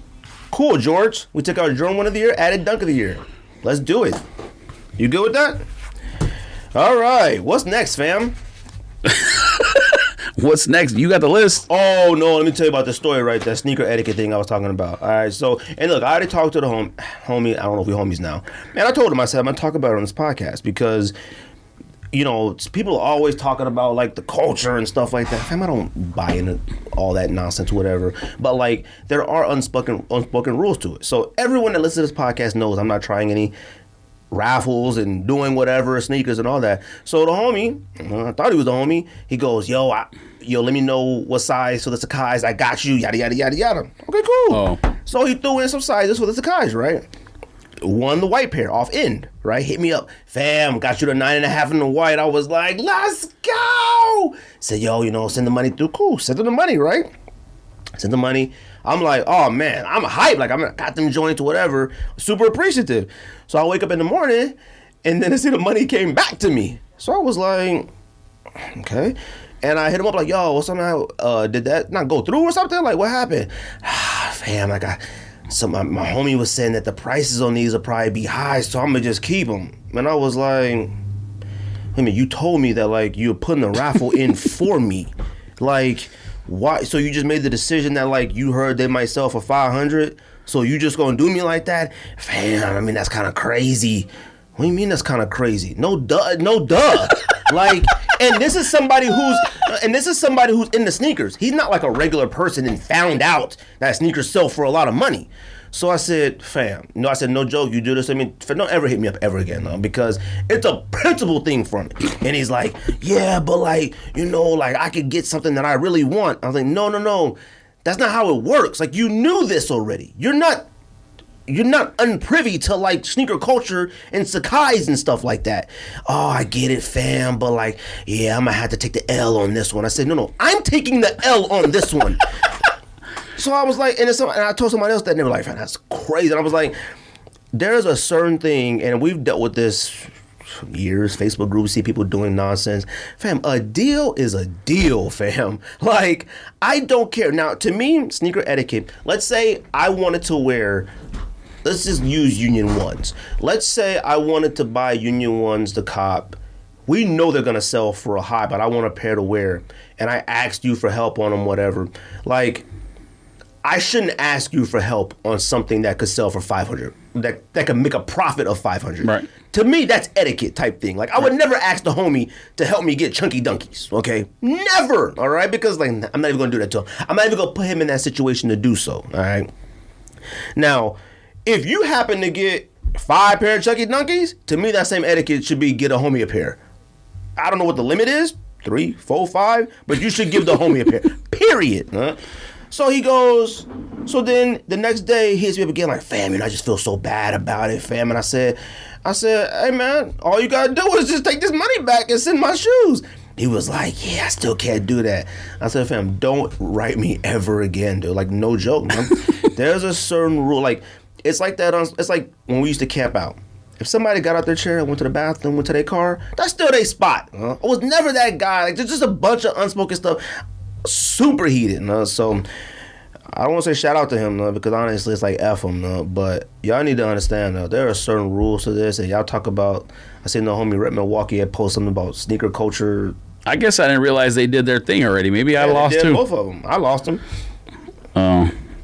So they did both, and I was like, well, whatever, man. I said, that's fine.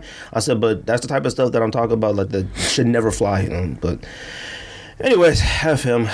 Oh, I typed end in. What was it? End. Oh, it was end. Yeah. I did both of theirs already. And I wanted the white pair. The black pair I will take. I want it, but I want the white pair the most.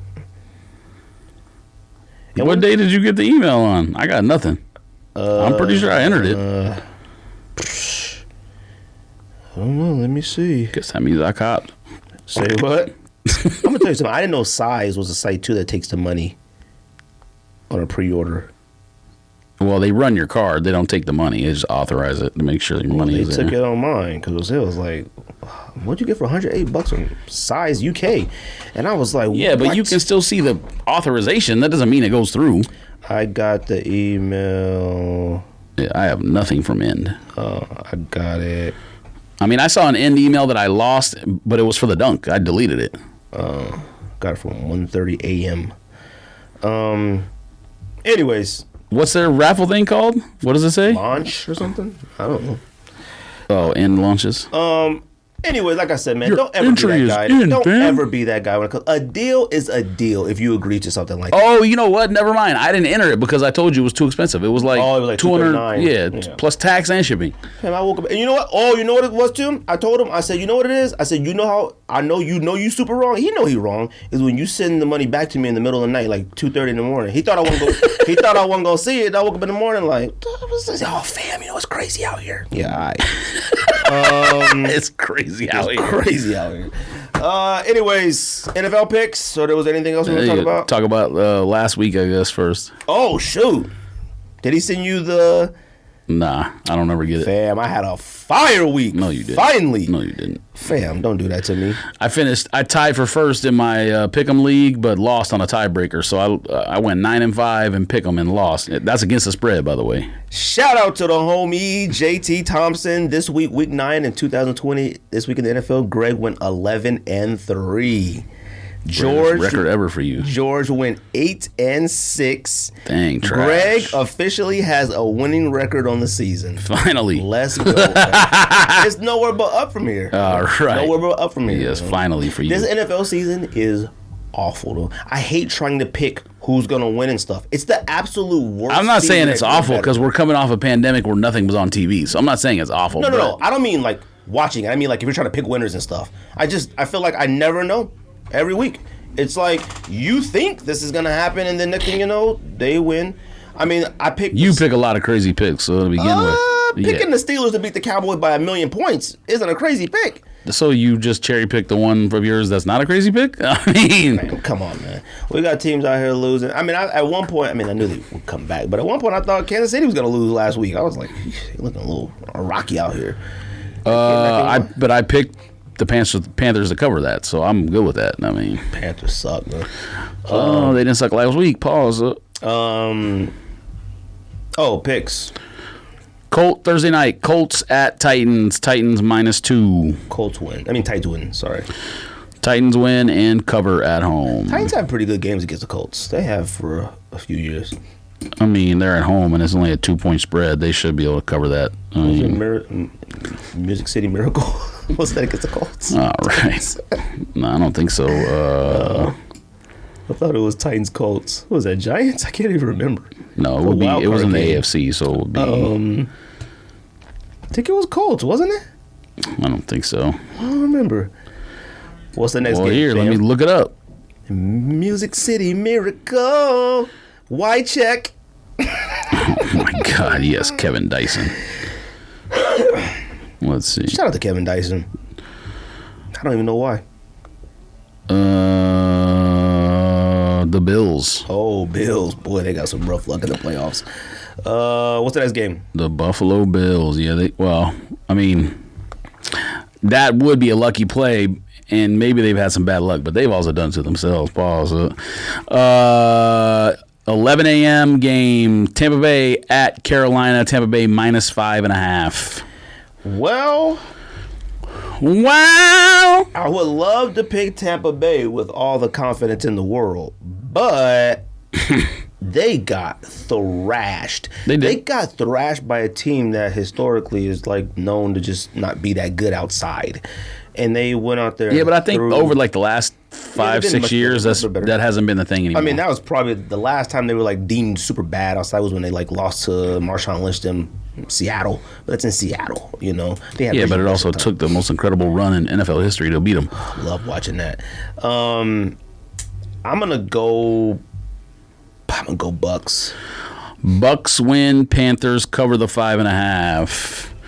Texans at Browns. Browns favored by 3.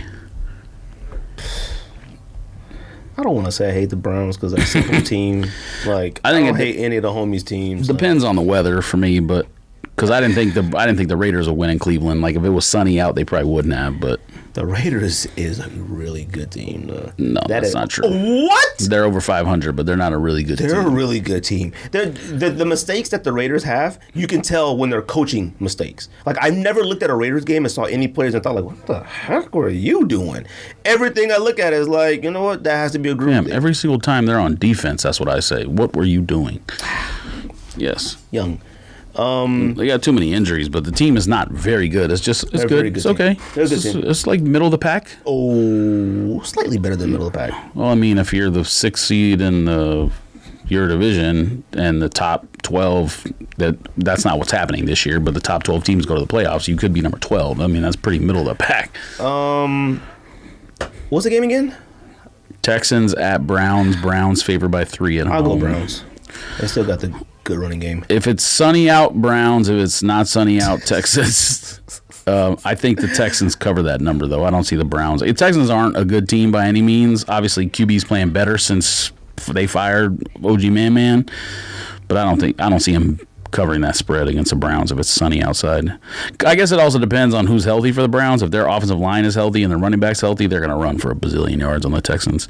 Next game, Washington football team at Detroit Lions. There is no line listed as of now. It probably has something to do with who's going to play quarterback for each team. Stafford, I think, got injured or something. He has COVID, and then Alex Smith. Yeah, but they put him on the list before last week's game, and he still played. I think he got injured in the game. Oh, he didn't play the fourth quarter or something. He played this week. I'm going to go Lions. I mean, Alex Smith got the game and threw 3 interceptions. He had 1 touchdown. Yeah, but his numbers outside the 3 picks were really good, though. Like, he played yards per attempt, completion percentage, all that stuff. Like, he only, 3 incompletions he threw in the game were all picks or something. Like, it was crazy. Basically out there playing on artificial leg. So, I mean, he's doing his thing. I'm going to pick. Yes, he's doing his thug thizzle. I'm going to pick the Lions. If Stafford plays, I think I'll go with the Lions, but I don't know. I'm going to just say the Lions because they're at home and Washington sucks, but who knows? That's the dumbest game of the week by far. Jacksonville at Packers. Packers minus 14. I'm going to go Packers. Why did Jacksonville play that other quarterback? I was wondering about that too. He started though. It wasn't like maybe what's name hurt or got COVID. I'll tell you what, that man looked way better than Minshew. He was out there firing, B. Well, once you see somebody, when you see like that little ticker on the bottom, it says make his debut. I'm like, ooh. Packers win, Jags cover. 14 points in the NFL is way too many points. Now it probably will be a little chilly in Green Bay for a Florida team, but. Eagles at Giants. Eagles 3.5 point favorite. Giants win. I think I'm going to go with the Eagles win, Giants cover Giants the 3.5. Giants are the best team in our division, though, but they just don't know how to win either. No, that's not true because their quarterback is whack. Yeah, but they've given some people some hard times at least. Even though they lose, they give them a hard time. None of the other teams have given any other teams a hard time. Philly got Rieger back last game, didn't they? And they had a bye, so I'm going to go with Philly because Philly with Rieger and that Fulcham, whatever his name is, they found off the scrap heap. Can't play. Yeah, he's had like a few good games. I mean, I think the first game of the season he had like a couple catches for like 50-something yards, and then it gradually went up. But I mean, you've been balling the last like 4 or 5 weeks. I don't even know who that cat is. No one does, but when you ball out in the NFL, you ball out in the NFL, fam. Thanks. I'm just telling you. Chargers at Miami Dolphins. Miami favored by 2.5. Now that's a dumb game, though. Because it's a dumb game because wins, the Chargers should have a better record, and it should be a game of like 2 decent teams against each other. I'm gonna go Dolphins. I mean, Dolphins clearly. If Dolphins, I feel like going to make the playoffs this year. Dolphins came here to Arizona and played tough, and that was a game that I had said like I don't know about that one though. That's a hard one to pick. The Cardinals are really good though. I mean, they lost that game, but really their coaches made a bad decision at the end. I mean, you went for 4th and 1 all game long, and then the one that at the last minute where you have that athletic of a quarterback, you kick that field goal, idiot. What? Dolphins. I think I'm going to pick the Dolphins. I don't know. I don't want to pick the Dolphins because Justin Herbert is really, really good. I don't know who covers that spread. Dolphins defense is like, they're not good, but they're opportunistic. Like, they just come up with a sack or a turnover or whatever at the right time. Yeah, Oh no, they stink. I guess they're not. They stink, but they get. It's weird. It's like the magical defense. They like suck for 80% of the field, but they're fire in the red zone or whatever. It's like, we need this now, and they go and get it. It's like they could be awful the entire game, and then it's like, we need this one stop right here, and they'll get it. Yeah, I think Dolphins win. I don't know who covers the spread. I'm not even going to pick that game. Buffalo Bills at Arizona Cardinals. Cardinals favored by 1. I'm going to go Buffalo. Buffalo is a really Bills. good team, man. I mean, look, I want the Cardinals to do good and stuff like that. And the Cardinals, I love watching them now. I'm glad the Cardinals have players that I want to watch the Cardinals play. That's how I view a lot of. But the Bills are really good. Bills, if Allen can keep his head on straight, whatever that means, they get to the Super Bowl. Whatever that means. I mean? Like, if he can play, like, some weeks you'd be like, man, what is he doing? And then some weeks you'd be like, God dang, he's up next. Yes. Gatorade.com. Kelly, up next. Watch your stats. All right. Yeah, I'm going to go Bills. I think Bills win outright. So I probably would play the money line if I was doing that. But, you can also play the +1. The one thing that I do like is interconference overs. I don't know if I've ever said that on the show before. So Bills are AFC, Cardinals are NFC. Playing in a dome, I like that. The total's 56.5. I probably would bet that over. Let's go out to script a little bit for you. I do want to see Hopkins against. I do get unscripted. I want to see Hopkins in. Now you stealing ideas, B. Hopkins. We don't do that. We create ideas. We're influencers. That's facts. What's homeboy used to play for the Redskins? Norman. I want to see Hopkins and Norman. Boy, they hate each other. Oh yeah, they do. But they would put Tre'Davious White on him. Tre'Davious White's their best corner. You want to talk about somebody whose career fell off quick? Josh Norman. He sucks. He got hurt. He got hurt a lot. He stinks. It was with corners. I think Butler sucks now. Like, for Tennessee, he's on the. Oh, I don't know if he was ever good. He was good. I never thought that either. He got that one reception in that Super Bowl, and they went like this. They went to the Super Bowl the next year or whatever. He didn't even play in the game. They sat him. Broncos at Raiders. Raiders favored by 5. Raiders win, but I want to say the Broncos cover that number. You talk a lot of junk about Drew Lock, but Drew Lock has been playing okay. No, see, this is the thing that's weird about the NFL. Chargers, except this week because the Raiders had to leave, but Chargers go up super big and then let everybody come back. Broncos go down by 50 bazillion points, and somehow in the second half, after Drew Lock has thrown for like 70 yards in the first half, he throws for about 9 bazillion yards in the fourth quarter and they come back. Pretty good. I don't No. You can't be whacked for an entire half and then just come back at the end to lose by a touchdown or whatever and people call you good. No. But something happens where the other team like shuts the switch off or whatever it is. They came back from 24 to either 3 or 24 to 7 against San Diego.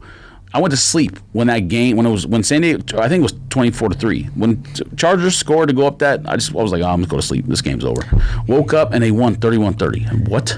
He might be a lesser Dak. He's whack. And last week against Atlanta, I kind of expect Atlanta to let people come back on them. It's Atlanta. I mean, Joe Biden came back in Atlanta too, or in Georgia. So, you know what I mean? It works. Southern tradition. What are we doing? What game are we doing? Well, we're talking about Drew Lock. Oh, okay. He's pretty good. No.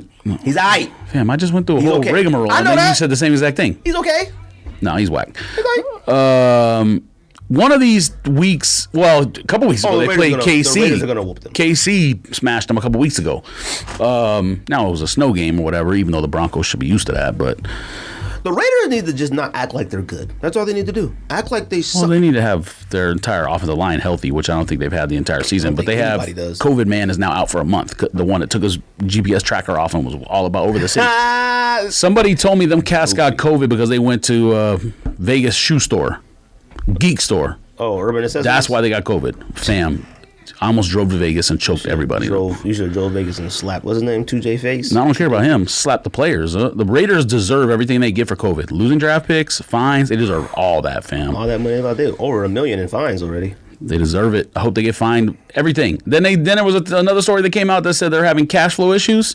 Fam, And you want to talk about something I know by heart. There's that. Raiders cash flow issues. Them cats got a brand new stadium and couldn't even fill it this season because of COVID. I said, and my tweet was like, in a normal year, I would clown on this, but I understand it's Rona right now, so I'm going to lay off the Raiders owner for one season. Pause. You go down, I mean, if you're the owner of the team, you go down there and you enforce the rules. They giving out money, breaking rules on purpose. Like, they're not even like, they going to charity events, they going to party, they doing everything they ain't supposed to be doing. And you got cash flow issues and you have to give them millions away in fines. If one of them would have got the Rona at the charity event, I could at least understood compared to taking your tracker off and going and getting it on the strip at or wherever that man's store is. And maybe they didn't even get it at the store. Who knows? Because he took his tracker off. That's just what someone told me. But, fam, you want to talk about, he's the highest paid tackle in the NFL. He should be slapped into a million pieces, and they put all the pieces on other tackles so they get better on the roster. Right arm on this man, left arm on this man, left leg, left leg. Yep. Bengals at Steelers. Steelers favored by 7.5. Bengals. Oh, you tripping. Steelers win. I don't care who's playing quarterback for the Steelers. Big Ben might play because they said it's not even guaranteed he has COVID. It just might be like a close contact. And look, do I think the Steelers played down to the Cowboys? Maybe. But yeah, I mean, it's NFL. Bengals, Steelers, I look at that as a rivalry in a way. And I don't know if they're a division team, but you know. Steelers win. Bengals cover the 7.5. 7.5 is a lot of points in the NFL, especially Burrow's playing well, and he had a bye. Their offensive line maybe got healthy or whatever. I got Bengals. Yeah, Steelers win. Bengals cover. Seahawks at Rams. Rams favored by 2. The Seahawks might have the worst defense in NFL history. You know, it's within reason. I mean, them and the Cowboys, they're definitely in competition. Like, no, the Cowboys actually played well last week. The Seahawks gave up almost 300 yards passing them, but man in the first half. I don't know who that Cowboys team was out there, like running trick plays and stuff. Stranger quarterback balling, Garrett Gilbert. He did his thing. Yeah, right. Balling. But, you know. Not scared to pull the trigger, fam. Pause. I don't know if I need to pause that, but it sounded weird. What game are we talking about? Seahawks at Rams. Rams favored by 2 at home. I'm going to go Seahawks. I see Russell Wilson throwing 5 touchdowns. That's all I got for you. I don't like the Rams team. The Rams defense is good or bad. Really, really good. The Seahawks offense is really, really good. Both units on the opposite sides suck. The Rams offense sucks less than the Seahawks defense sucks.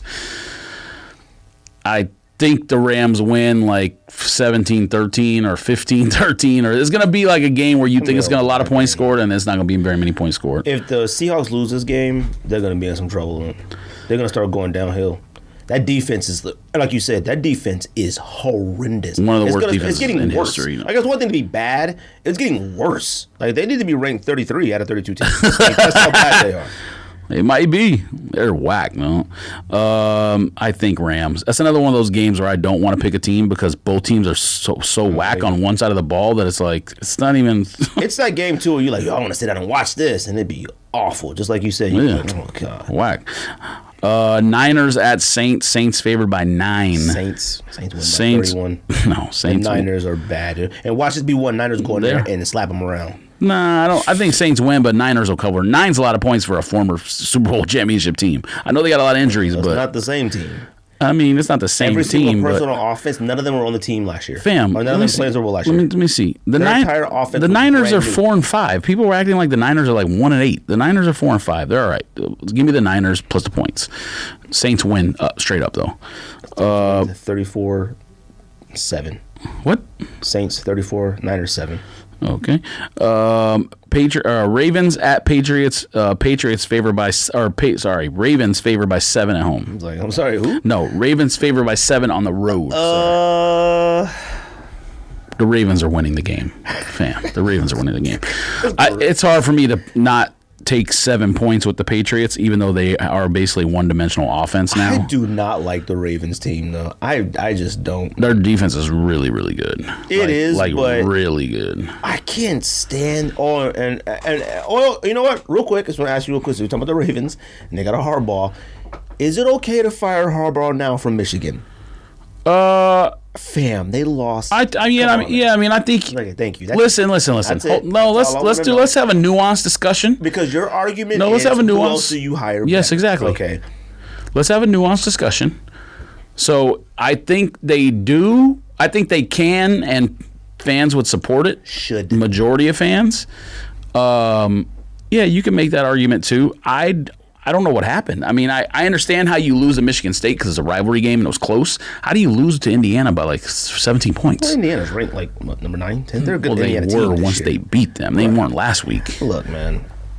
It's not just this year. Like, they can't beat Ohio State. No. It's just this year in terms of looking this bad. Now, beat Ohio State, that's a different story. No one's beating Ohio State. They lost to Michigan State last year, too. No, they didn't. No. Okay. Michigan State was like 1-11 last year, fam. That's why OG Man got fired. Mark, what's his name, or whatever his name is. But I'm glad you're coming around. D'Antonio. I'm glad you're coming around to. Well, yeah. You can't be losing. I understand it was on the road, but you can't lose to Indiana and keep that job. You just can't. I mean, it's just. It's like I said. It's one thing to lose to Ohio State and still go 10-2 every year. If you go 10-2 and lose to Ohio State, again, who are they going to find better than you? What they should do is they should just swap Harbaugh's. Just say you come here and you go there, and then be there for like 5 years, and then they swap back. They get a refresher, and they swap back. I don't know. I seen like Barstool Man was talking about he wants Pat Hill to be the coach, the old Fresno State coach who was fired at Fresno State, but I don't think has been a coach for like 10 years or 5 years or something. So I have no idea why you're doing that. I don't know what year Harbaugh started at Michigan. I think it's 2014. Maybe. Michigan has won out of the last 1, 2, 3, 4, 5, 6, 7. Out of the last 7, Michigan has won 4 of the last 7. So of what? Versus Michigan. Michigan State, you mean? Yeah, Michigan State started 4 of the last 7. They won last year and probably the year before that. Yeah, no, last year Michigan won. Michigan State was really good in some of those runs, and the other win that they had was on the one where the punt got blocked at the very end, where Michigan had it like 99.9% chance to win. God dang. Assuming that he started in 2014, Michigan won 2014, Michigan State won 2014, Michigan State won 2015, Michigan State won 2017, Michigan State won 2020. Yeah. Okay. What's the next game? We pick Ravens? Ravens. Yeah. Ravens win. I want to say Patriots cover that. 7 points is a lot for the Ravens at home, but we'll see. I mean, Patriots at home, but we'll see. Cam Newton. You want to talk about a team that's turned their entire season around, because by about week 4, we were talking about them. They might be the worst team in the league. Minnesota. Oh, yeah. Them cats. You know why? Well, running back. They're giving the running back the ball. Give the ball to the running back. Sure. Bro, one of, if not the best running back last year. Well, you have to block for him, too. It's not like you just can't just throw it to him and toss it and be like, here, do your magic. You can't float up in the air. What, 33 carries for 200-some yards of the week? Come on. Give Dalvin. So they said something about the last 2 weeks might be the most combined yardage in a 2-week span in NFL history, maybe, like yards from scrimmage. I think they said the one last person who did something like that might have been Adrian Peterson. It was either Adrian Peterson when he was first early, with Minnesota, or Jamal Lewis when he did that. Had that one game where he had 278 yards or 300 yards or whatever with Cleveland. Lewis. Or maybe it was the Ravens against Cleveland. He was something. I don't know. He played for both teams. I know. God, so big. So Minnesota at Chicago. Minnesota is a 3-point favorite. The Bears might be the worst team in the league. I said this back when they were like 5-1 or 4-1. But if your defense is that good, you can't be the worst. They can't. I don't think their defense is that good anymore. I mean, they get stops, but they lose. They still lose like 25-10 every week. They can't score. I don't know what Foles is doing out there. They need a new coach. The coach is terrible. No, he's terrible. No, he's terrible. He was terrible when he was with Denver or whoever, or maybe their coach left and went to Denver. I don't know. Either way, the coach is terrible. What game is this? Vikings at Bears. Oh, Vikings. And I don't know how the Vikings got so much better. I mean, yeah. Coaching. Yeah. Don't do that. He's a good coach. No, he's not. What? He's a really good coach. He's a good motivator. No, to be a good coach, to me, you have to understand game situation. Good coach is someone who knows when to go for it on 4th down, never punts on the opponent's end of the field as an underdog.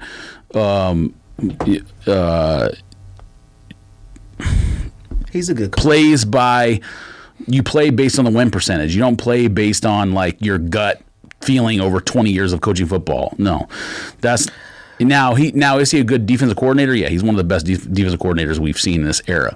Same thing. Sometimes you do. You can't eliminate Yeah, you can. gut You feeling should. from coach. No, You should. you absolutely should. No, you should. Yes, you should. That's part of having a resume like you do as a coach, 20 plus years. I would never ever hire someone who punts like on 4th and 2 from the opponent's 40-yard line. I'm not doing that. I never would. You're signaling to your team that you don't have any confidence in them winning the game. The Jets did that last night, and I texted in the thread, Ricardo, fam, the Jets scored 27 points, so they obviously were moving the ball. Why'd they punt on 4th and 2 from the opponent's 40-yard line as a 10-point underdog on the road?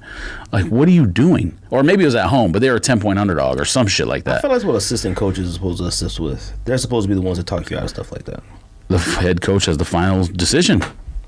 So, I mean, I would never, ever hire someone who doesn't understand time and score. I will say I do finally agree with you on, like, the retread of coaches. Like, it's time to get some of these old cats out of here. They got to go. Yes, Minnesota's head coach is one of the best defensive coordinators of our era, but he is not a... He's been a decent head coach he's not in Minnesota. He's not he has. He's been a decent... They won some good playoff games. He's not a good head coach. Okay. Now, like I said, he's a motivator type person. Nothing wrong with that. If it works. Well, there is if you don't know the other nuances of the game. You view Arians the same way. I don't think Arians is a good coach. No, that my opinion has changed on that. He's not a good coach. He took the Cardinals to a winning record in multiple seasons. Of course, I'm going to be like jaded by that. Super Bowl. I never thought he was a good coach either. I mean, they just had talent then. And Wisenhunt was better than Raheem Morris or what's Jets coach that's now the defensive coordinator on Tampa Bay. Better than them. Whatever his name is. Todd Bowles. Some guys should never ascend to the head coaching job because they're so good at the coordinator job. Norv Turner never should have been a head coach. Norv Turner, Romeo Cornell. He should have been one of the highest paid offensive coordinators in business history. Give that man $10 million to be the offensive coordinator. 100%. Give Todd Bowles $10 million to be the defensive coordinator, and then give your head coach $4 million to be the head coach. That's not going to go well. You're right, but the more important positions are the coordinators, not them. He should have never been a head coach. Never been. Lane Kiffin, never been a head coach. Steve Sarkisian, never been a head coach. None of them. Awesome coordinators, head coaches that are good. Alabama man, Patriots man. That's it. Homeboy Daniels on Patriots. Yeah, never be a head coach. Never. Good offensive coordinator, never been a head. You see what Detroit man's doing? Everyone's like, oh, Bill Belichick disciple, defensive coordinator, he's so good. Fan went to the Lions. One of the worst coaches anyone has ever seen. Now it's the Lions, but they have some talent. I think that's it. Vikings win. Bears stink. I mean, I'm tired of picking the Bears and pick them for them to just like not score any points. Because for a while there it worked. Like they were covering like 5-6 point spreads, 4 point spreads. Man, you could look at Foles and like he'll throw a pass. You think he's Patrick Mahomes one play, and then you look at another pass. Yeah, you're right. I think the offense is whack though. Like the design of the offense is whack. I'm watching the Bears game this week, and I was like watching some of it, and the first 2 plays of that series was just horrendous. And then, boom, I'm talking the most beautiful throw down the sideline catch for the first down, about 32-yard pass. I'm like, God damn, who was that? He kind of looks like Jay Cutler. Jay Cutler could do stuff like that. Jay Cutler's arm is better, but yeah. Way stronger. Jay Cutler, boy, could throw that ball. Hall of Famer. Yeah, so could Jeff George, but I don't see you out here drafting him in fantasy every year. No? Jeff George, yes. I don't even think I was playing fantasy with Jeff George. They said Jeff George could throw a football through a brick wall. Huh? Someone said Michael Vick could, too. All right. He could throw it through a kennel. He could throw it. Yeah, I was saying, throw a dog through a brick wall. But see, it's okay. That's the thing is like, it's okay to make these jokes like this. I think like, obviously, I hate when people say stuff like cancel culture and like PC and all that. I hate when people say that stuff because it's just goofy. But like, and I definitely think that this is another conversation for another show. But like, this high horse that like comedians get on where they think like if they think they can say whatever they want, and if you have anyone boos or what it doesn't laugh or whatever, they're like offended is the most ridiculous. All comedians are on that right now. Yeah, but I don't know if I agree that they shouldn't be bothered by it. What do you mean? Like, I feel like that's what the comedic freedom is to like, you go to a place to see a comedian to say stuff you would never say anywhere else or hear anywhere else. No, I'm fine with that. I'm saying and I feel like if I was on stage and like one year I was killing it, and the next one, ooh, did he just say that? Yeah, but you might have a completely different audience. You can't. In other words, to me, you can't have it. If you're. This is something I've always said, and it's obviously a completely separate issue. But if you've never been in someone else's shoes, you can't judge them. So, like, if I make a joke, like, say, like, it depends what you're talking about. Though. Say, like, what's the name, man? What's the one that said the N-word in L.A.? He was on Seinfeld show. Seinfeld, man. Kramer. So there could have been a black person in that audience who was super offended and was like the one yelling at him from the top or whatever. But there could have been like white people in there, or reverse it, like a black person in there who's not offended whatsoever. Like obviously for that's an extreme example, so probably everyone was offended. But like think of like any kind of situation where you're. Like Bill, I saw one, and this guy was up there making these rape jokes. Okay, and I've been to shows before and heard like rape type jokes before, and there was a lady in there who got up and was not having it, like type thing. Now, clearly from everybody, it looked like she was the only one like super duper offended, and he was mad that she was. See, I don't like that. No. You see, I don't either. Now. But that was my point earlier when I said like comedians should not be offended that some people aren't going to like their jokes. It just but that's a poor taste one anyways. Like, and that's probably an extreme example. Sure, that's fine. But again, this whole like absolutist stuff about the First Amendment, where you think you can say whatever you want and there's no repercussions, to me is that's not something that's for me. I personally am for comedians doing their set, but. If you say, but I've never been black, I've never been Chinese, whatever. If you make a Chinese joke and there's a Chinese person there and they get offended, as someone who's never been Chinese, how can you judge their offense? Yeah, that's my point. Okay, yeah. Like, I'm not talking about woke like white people getting more upset about like black jokes than black people do. That's the part that I think is stupid. I do feel like that should be, man. I hate saying this, but like. You go to see a black comedian and you're a white person and think you're not about to hear a white joke. You shouldn't be in the building. Right. Like. That's Dave Chappelle's. I mean, not his entire set, but like Dave Chappelle's like sets. You shouldn't be in the building. I'm sure you saw the SNL thing. I mean, I wasn't offended by that. I thought it was funny. I thought it was hilarious, but like. He's at such another level that like any other comedian would have got there saying that it would have been like what? Well, some of the audience did do that anyways. So like when people would say it was a little bit like then I feel like other usual Dave Chappelle stuff. It seemed a little because it's not that maximum audience feeling. It's such a weird setting, him up there, and then plus he was wearing a suit and a tie, which really threw me off for some reason. Like I was like, that's Dave Chappelle in a tuxedo. It just looked crazy to me. SNL after the election. I know, but it just. I don't know why it threw me for. I was like, who is this man? Like, it looked crazy. He looked a little, not bad, but he looked a little rough for some reason to me. I don't know. Like what? But that video of him, he was in T.I. Instagram Live and stuff, him and 2 Chainz and all them in this studio. That was funny, though. Oh, I didn't see that. They were arguing about who had the Lamborghini truck first. I was dying. It was funny, though. Anyway, so was that the last game? Yeah. Oh, okay. You want to do top 10? What time is it? What time is the other podcast coming? 8, so it's 7:38. All right, good. You want to do top 10 then? Yeah, well, I mean, we shouldn't go past 8 at this point. What's it called? Top 10 family fun games? He put board games, but top 10 like games top 10 inside games that you would play with family, I guess. Top 10 board games, but it includes like catchphrase and stuff like that. Did I tell you that Wesley Snipes posted us on his IG? All right. Fam. Imagine if Hasbro posted us. We talk about games. Yeah. All right, we're doing top 10 what? Top 10 inside games? I don't know. I don't want to answer the question. Board games, whatever it is. I got 2 honorable mentions. Honorable mention, I got Boggle. You know what Boggle is? Mm-hmm. Love Boggle. And I got Battleship. Okay. Battleship was whack. Battleship's fire, but it's only two people can play.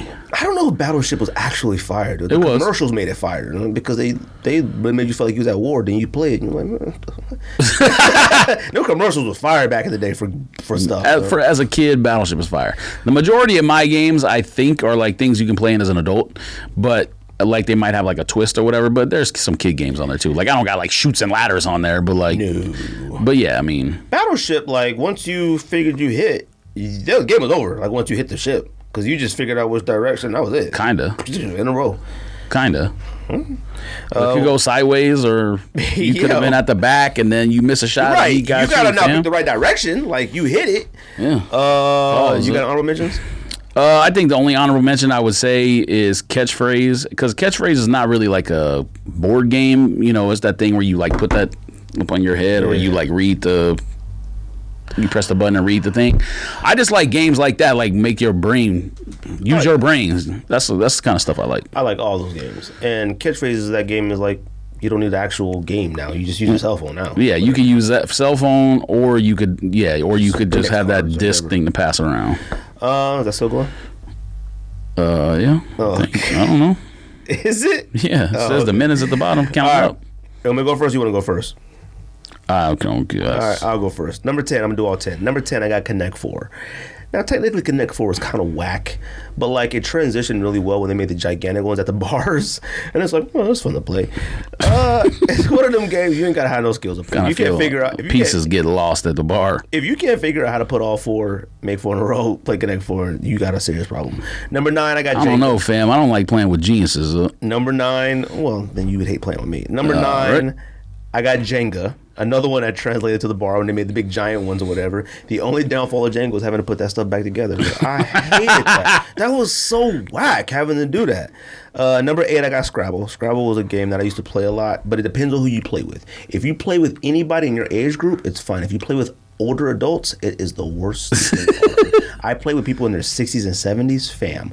I'm talking, it is awful. All right, it's an awful experience, but I like the game.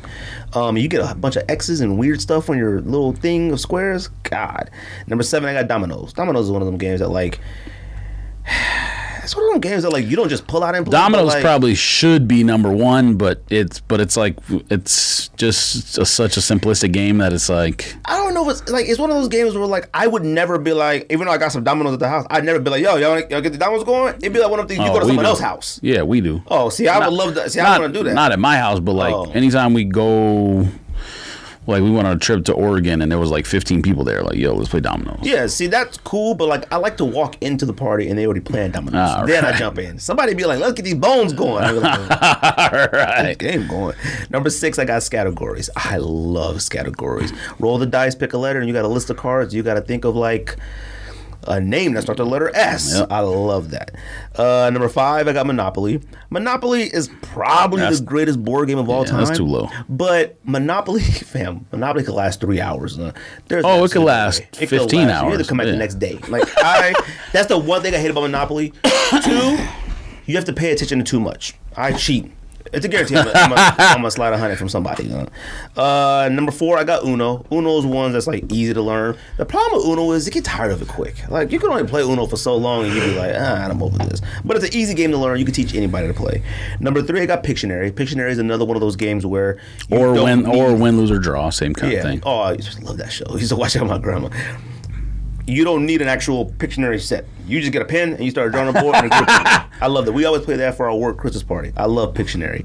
Number 2, I got Apples to Apples. Apples to Apples is a game. I remember we bought it and I was like, this is stupid, but it's one of the best games I think I've ever played. Yeah. Like it's not even.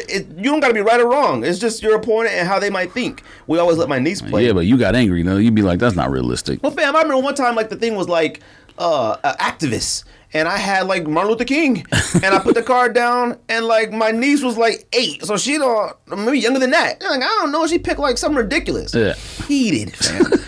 You gotta like think like, okay, she's 8. You gotta think based on what the judge put. Because I know people that pick by the letter of the law, and I know people that will just pick off the wall stuff just because it's funny. You gotta be strategic. And number 1, I got checkers.